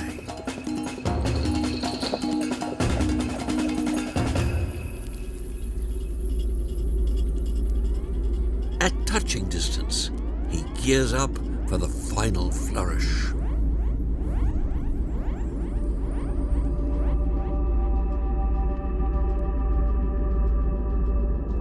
Just one mistake now will cost him his life.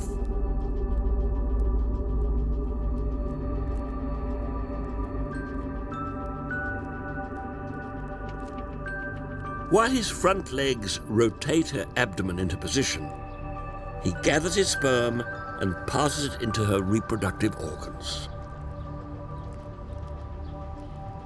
So simple quirks of nature allow him to thrive in this suburban environment.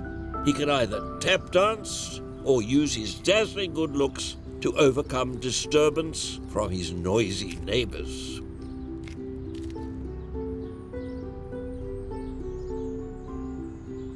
There are over 50 different species of peacock spider, each dancing their own routine. Many in the gardens and green spaces of Australia's cities.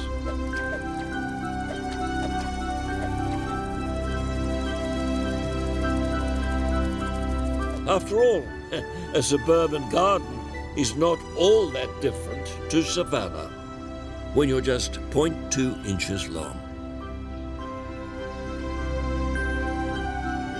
Creatures that can be flexible tend to do better in the city. But adaptability only takes you so far. Sometimes you simply have to change with your environment.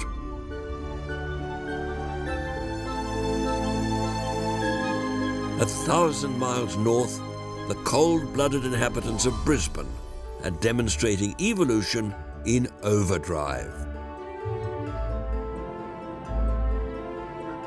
Dotted between the freeways and the skyscrapers, there are some green oases.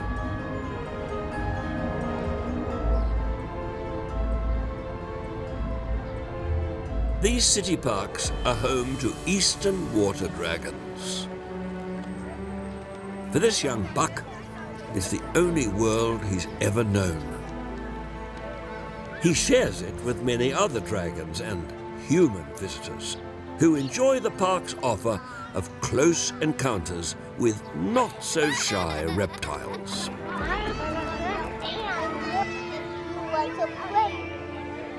He is, in effect, marooned on an island, living in an entirely man-made ecosystem. Almost everything about it is different from the natural world. From its size and surfaces to its prey and predators.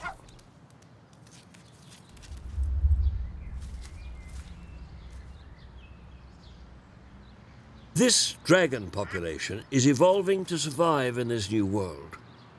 right before our eyes.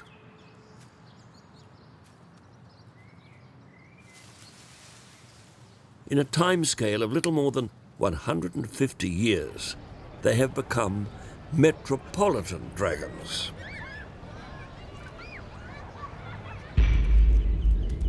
Not just living a different lifestyle, but now genetically distinct from their wild cousins. His ancestors were here long before the city developed around them. Yet in many ways, this modern dragon generation has things easier. Like staff who do the digging for them.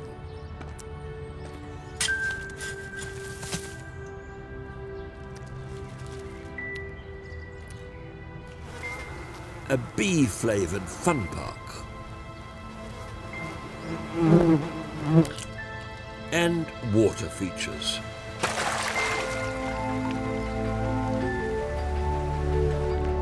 A fair replacement for their natural creek habitat. It seems a charmed life. With abundant food and few natural predators, the city's park populations have soared.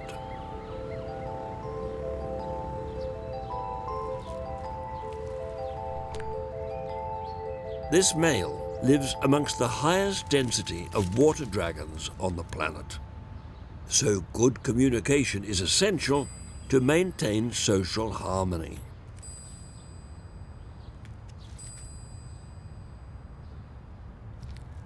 A raised arm, a tail slap, a tilt of the head are all ways of communicating the pecking order.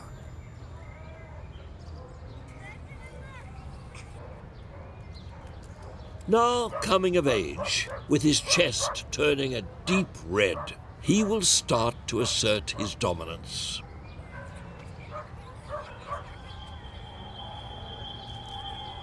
But it's hard to get ahead in a city of strong males.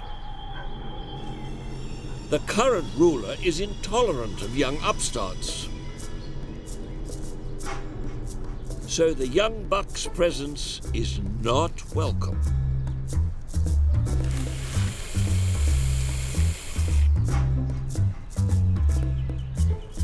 The spectacle attracts attention. Can he overthrow the leader?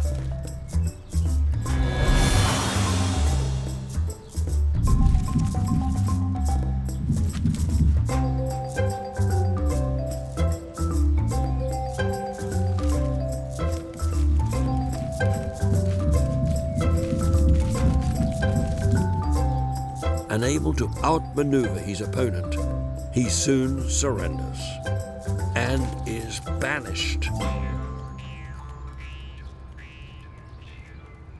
But in this world, you find friends in strange places. At least the gardeners are sympathetic.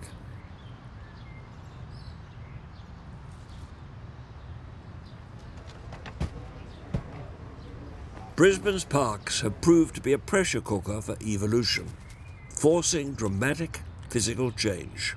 The water dragons have grown to twice the size of their wild cousins. And without their usual trees to climb, limbs are getting longer and claws less defined. Their behavior has altered too. In the wild, water dragons are timid towards people, but in Brisbane, they refuse to even move for humans. These dashing dragons are Australia's most surprising example of rapid evolution, driven almost entirely by the changing environment.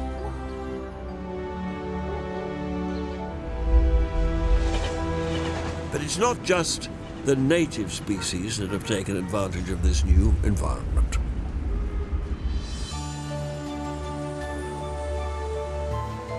900 miles south along the coast is Sydney, Australia's most populous city.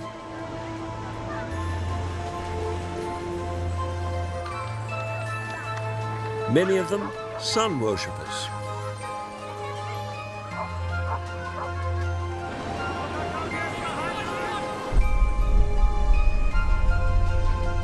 As night falls, the beach crowd disperses.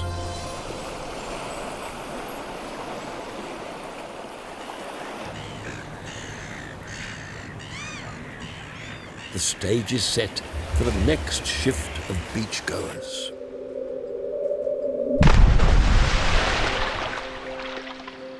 The red fox, now one of Australia's most common predators.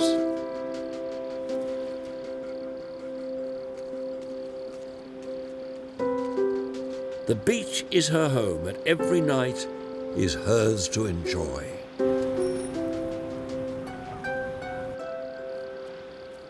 Foxes are not native to Australia.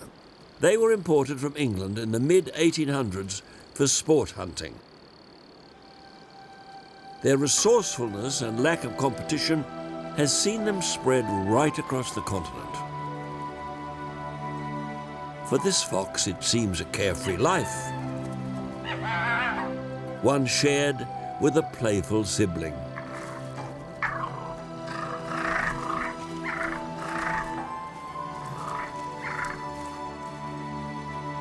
They may look charming, but they have contributed to the extinction of numerous native species, unprepared for such an efficient hunter.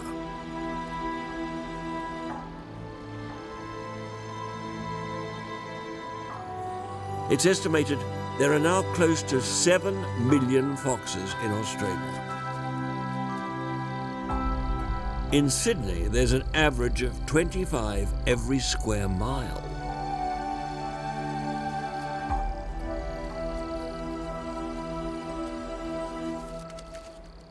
Around midnight, the siblings split up and head out for their nightly rounds.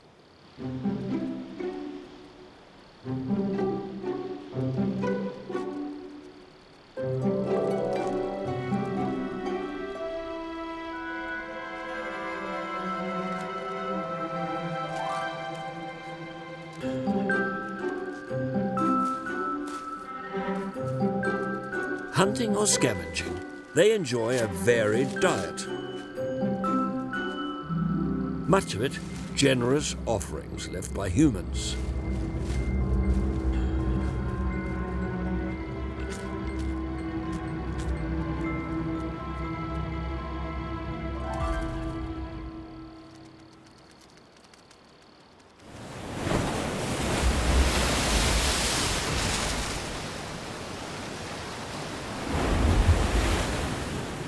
The female has a 3-mile range. It extends from the beach into neighbouring residential streets. She'll visit all the spots she knows might yield rewards.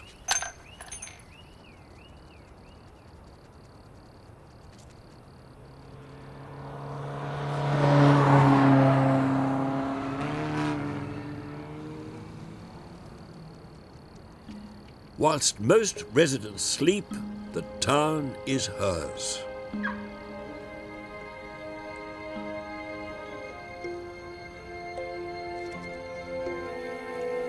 Her hearing is so acute, she can detect snoring several houses away.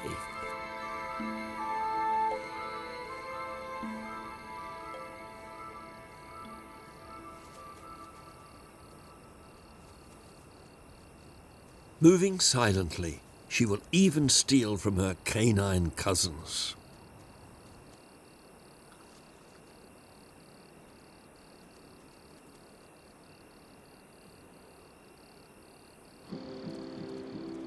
With her belly full, she returns to the beach for one last happy reunion before the sun rises.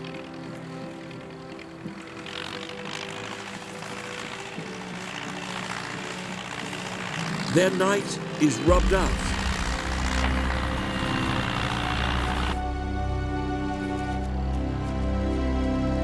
and the beach belongs to humans once more.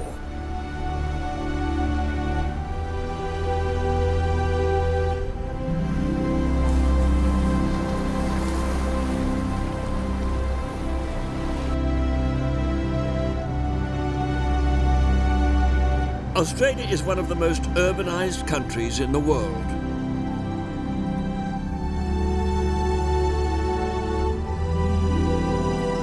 Yet it's also one of the most sparsely populated. Only 10% of its 3 million square miles is considered habitable. But the reach of humans can still be felt in its most remote regions. In the deserts of Western Australia, where temperatures reach over 120 degrees Fahrenheit, and mining operations continue round the clock, another of Australia's top predators is drawn from the desert plains towards the lights, sounds and the smells of human industry.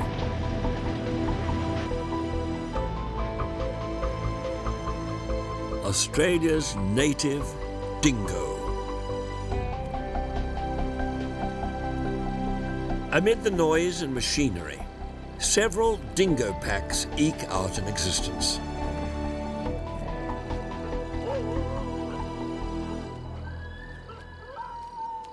This alpha pair and their offspring lay claim to a shale heap which overlooks the mine site. In a man-made, mechanized oasis, they enjoy the luxuries of water and shade.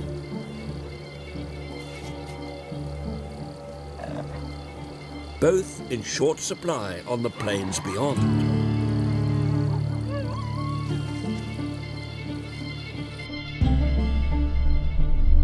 But luxury comes at a cost.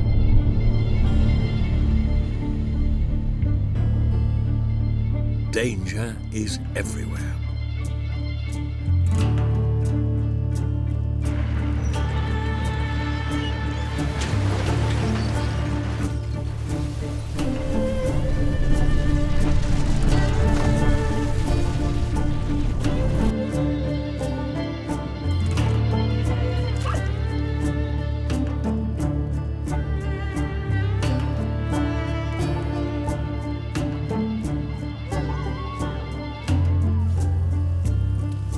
The adults head out to forage before the heat of the day becomes too intense,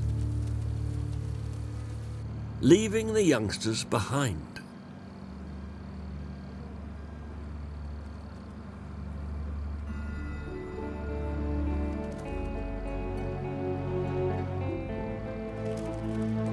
They follow the reliable tracks across the mine.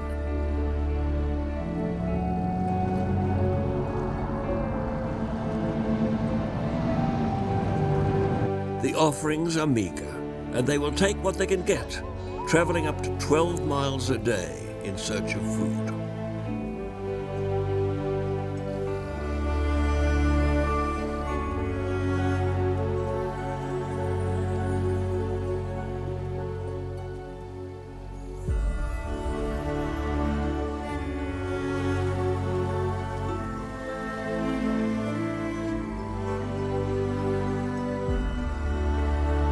The pack leader surveys the desert as his ancestors have done for thousands of years. The isolation of this great desert has protected him from breeding with domestic dogs. So he is father to some of the continent's last precious purebred dingoes. As the day heats up, the family members who have stayed behind stick close to their waterhole, watched over by a patient, older sibling. This is the hottest part of the country, and it could be months before rain falls again. The wastewater from the mine creates an oasis for all desert creatures, providing new foraging opportunities for the family.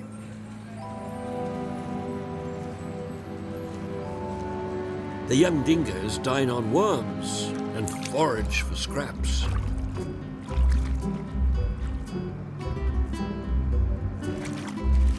No feast, perhaps, but vital protein in the desert.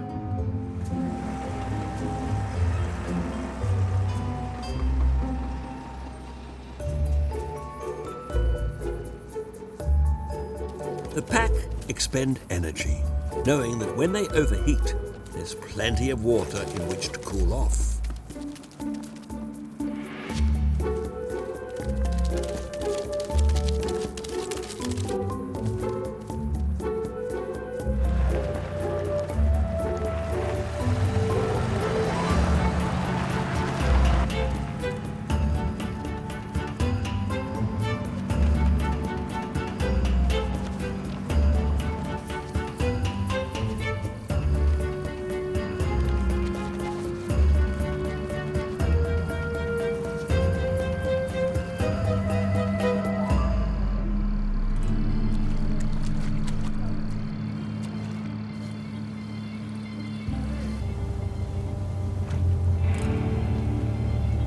But one pup is a little too adventurous.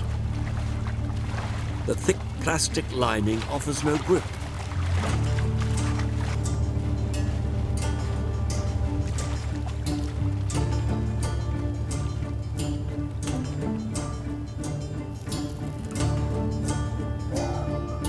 Fortunately, an older sibling provides a clue to an escape route.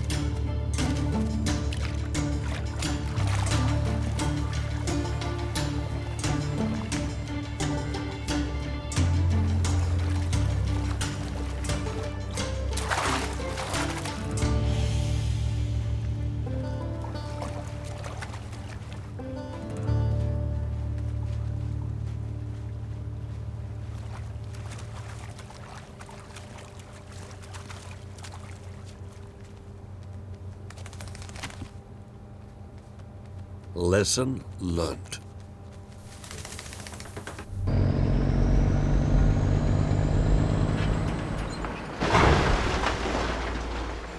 The mine is a hive of activity, 24 hours a day.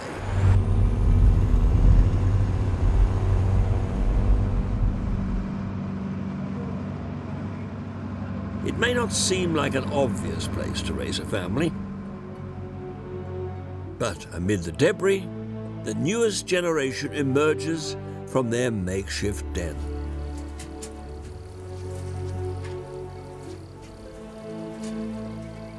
Dingoes normally make a home of rabbit holes, caves, or hollow logs.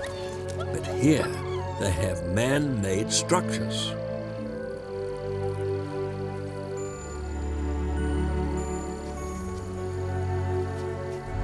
They offer reasonable protection from the trucks rumbling past.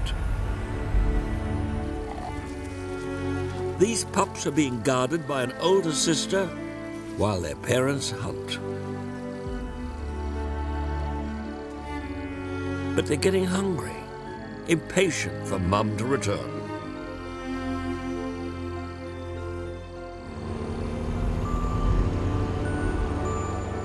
The desert day trippers are on their way back to the rest of the pack.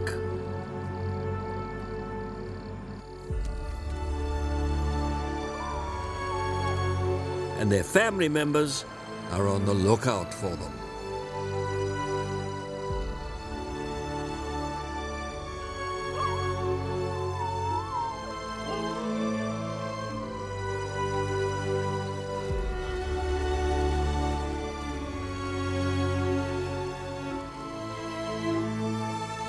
The reunion at the end of the day is an important part of pack life, reinforcing family bonds.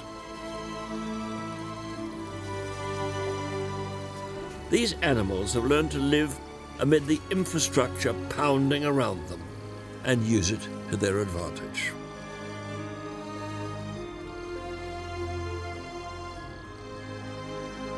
Dingoes have a much better chance of survival here than in the arid plains.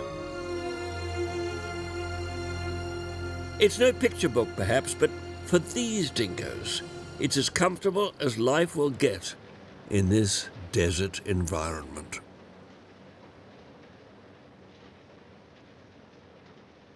Most man-made structures do not benefit Australia's wildlife. Instead, they add to the perils animals confront in these harsh landscapes.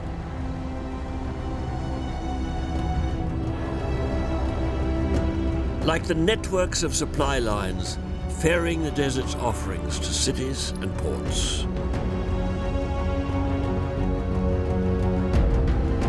With little warning, storms sweep hundreds of miles inland from the sea, bringing flooding rains to the Great Northern Highway that crosses Western Australia,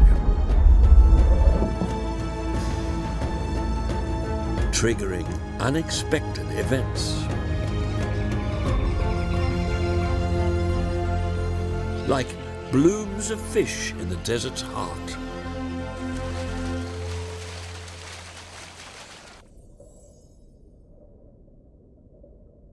Yellowtail grunters wait out the dry season in small, ever-decreasing pools.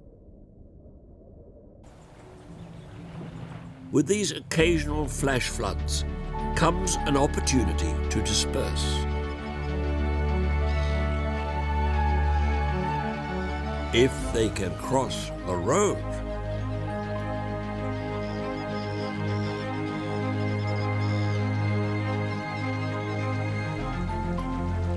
Nobody knows what motivates them to make this perilous journey or where their destination lies.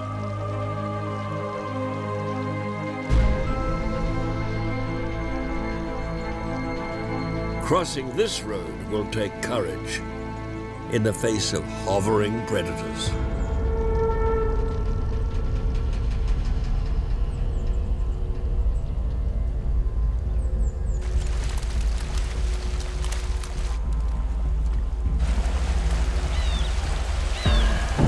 Terns, which have flown to this desert from as far as Siberia, are welcomed with an easy meal.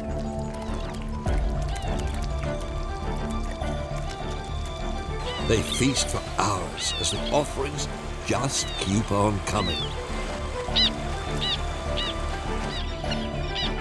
Only stopping for the trucks to power through, sluicing the grunters back to where they started.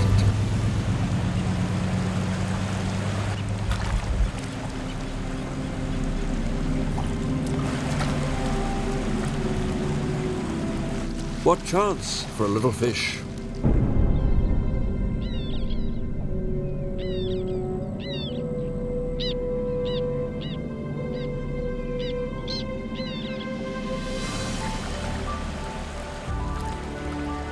Every now and then, a grunter defies the odds.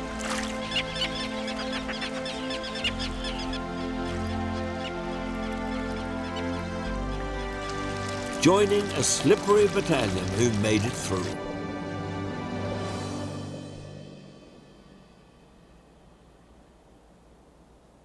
One step closer to their mystery destination.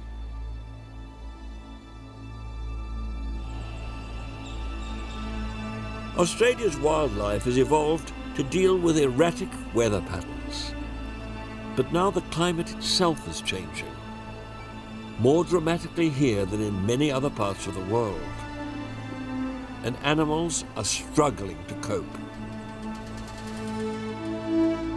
In the farmlands of New South Wales, summers are getting tougher. Hot days more frequent. Droughts longer.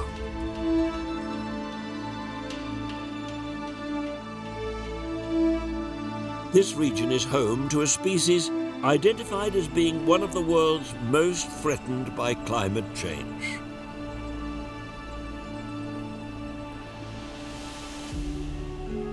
In a eucalyptus tree, one of Australia's most iconic marsupials lays her body against the cool of a branch. The tree's trunk is 5 degrees lower than the air temperature and will keep her from overheating. the koala is reliant on these eucalypts for all they need to survive. Its tough, waxy leaves, toxic to most animals, provide her only source of food. The eucalypt even hydrates this super specialist, giving her no reason to leave the safety of this tree. Or so it was thought.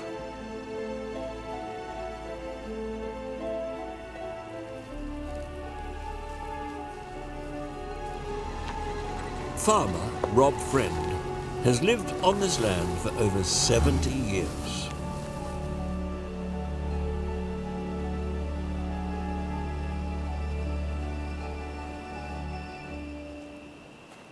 Today, as he surveys his paddocks, he finds a lifeless body at the base of a seemingly healthy tree.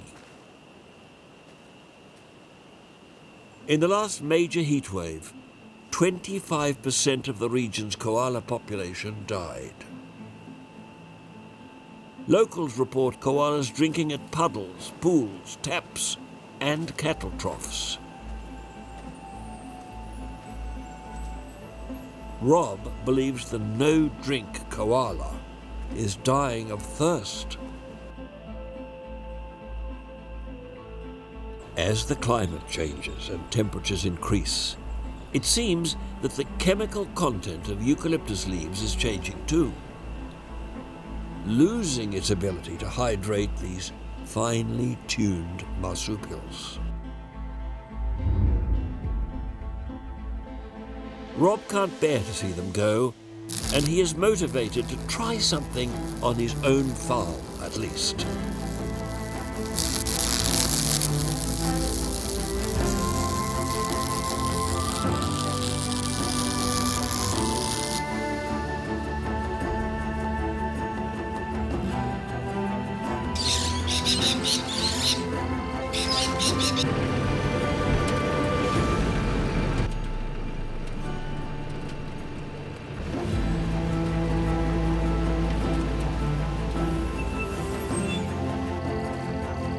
He fits a drinking trough to a tree on his property.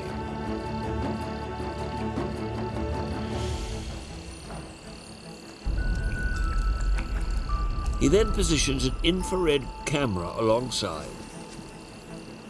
Rob will monitor his watering hole to find out if his resident koalas need more than their trees can now supply.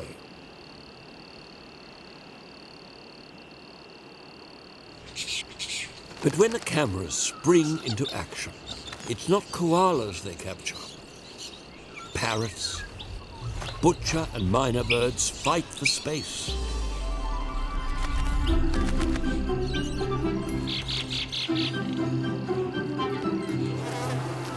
Bees too come to quench their thirst.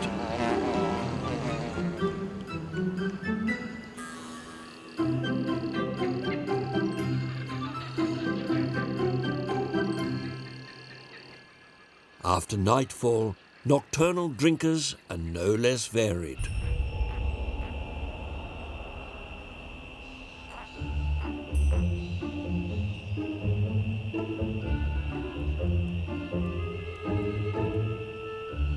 Tree frogs get there first, followed by possums and tiny sugar gliders. Then, at last, a koala.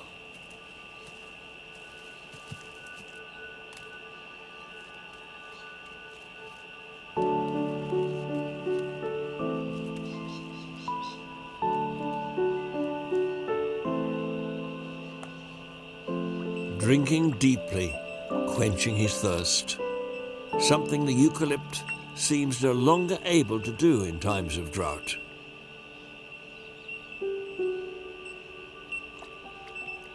Over days, Rob captures koalas drinking time and time again.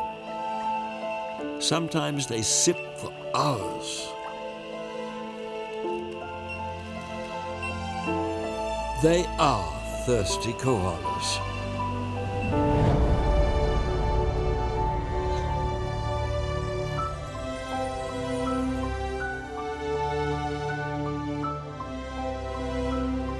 On Rob's land, there are tiny signs of renewal. While one farmer can give koalas a fighting chance, he can't save the species alone. The very trees they need to survive are also being lost. In the 200 years since European colonization, 40% of Australia's forests have been cleared. And despite all that is known about the critical importance of old-growth trees, land clearance shows no sign of abating. And Australia's wildlife is facing a perfect storm of challenges to its survival.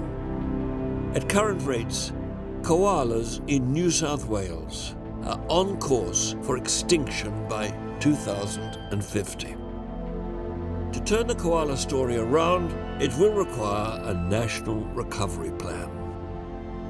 One that recognises as a priority the value of a single, incomparable species. But Australia is capable of such a thing.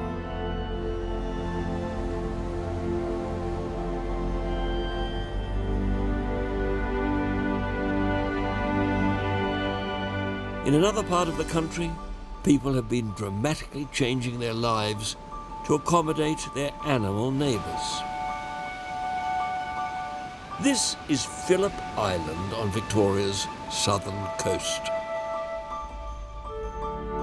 The island shores tumble into Bass Strait, where the aptly named Little Penguin, the world's smallest, spends 80% of its time.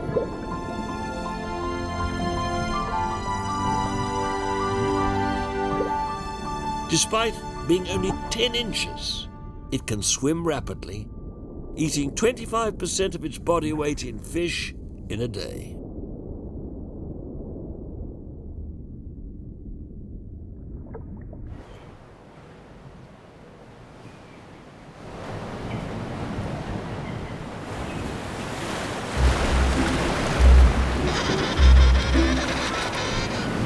When they hit the shore, they are a little less graceful.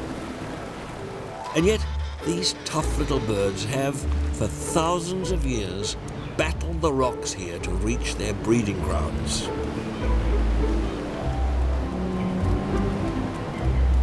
It's only in the past 100 years that their journey has been lit by more than stars.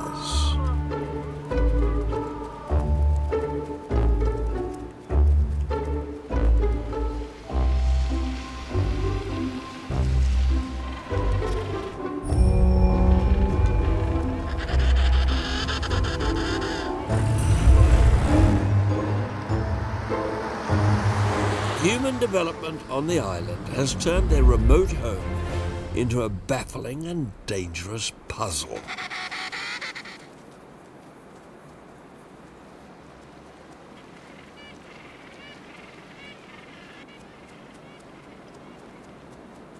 The population looked set for extinction until a bold decision was made to make this a penguin housing estate at the cost of the human one. This hill above Summerland Beach is where penguins have long dug their nests. Given a chance, little penguins are excellent breeders.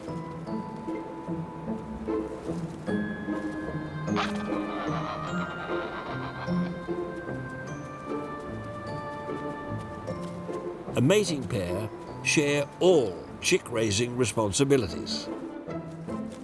Females lay 2 eggs at a time and can have 2 clutches a year if fishing is good and they're protected while nesting.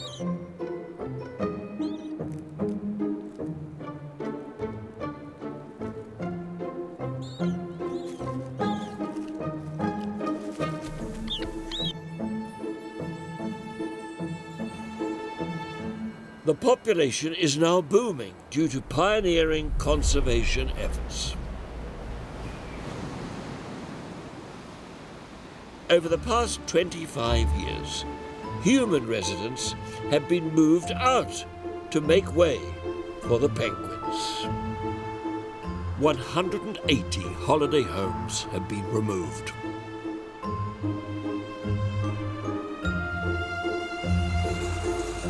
And with them go the cars, the lights, the people and dogs that collectively took this penguin colony to the edge of extinction.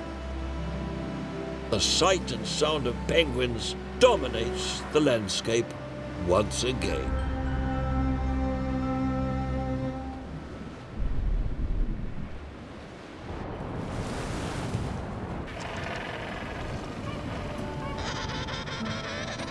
The little penguin population on Phillip Island has tripled since the 1980s.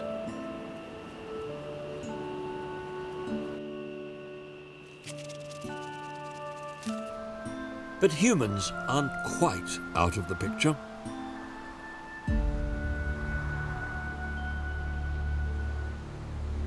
In fact, they're now being invited back as paying customers.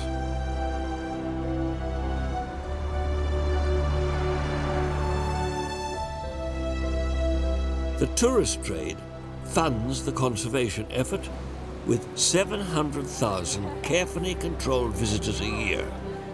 Humans might outnumber penguins, but the tables are turned. Finally, people are here on nature's terms.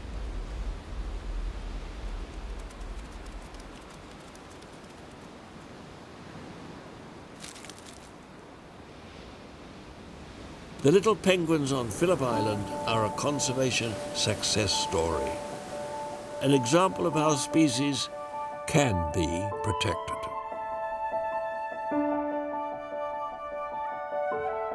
In all corners of Australia, wildlife is feeling the impact of the modern, human-dominated world.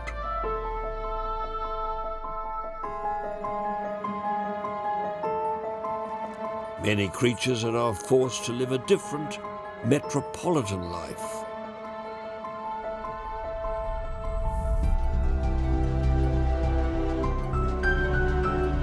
Where towering buildings have encircled them, even changing the course of their evolution. While some have taken advantage of change, too many are disappearing to make way for human expansion. Australia has one of the highest rates of extinction in the world.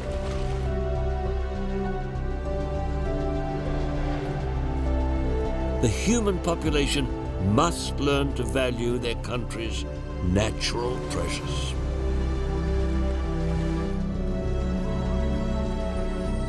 For only with its extraordinary wildlife can Australia remain truly magical.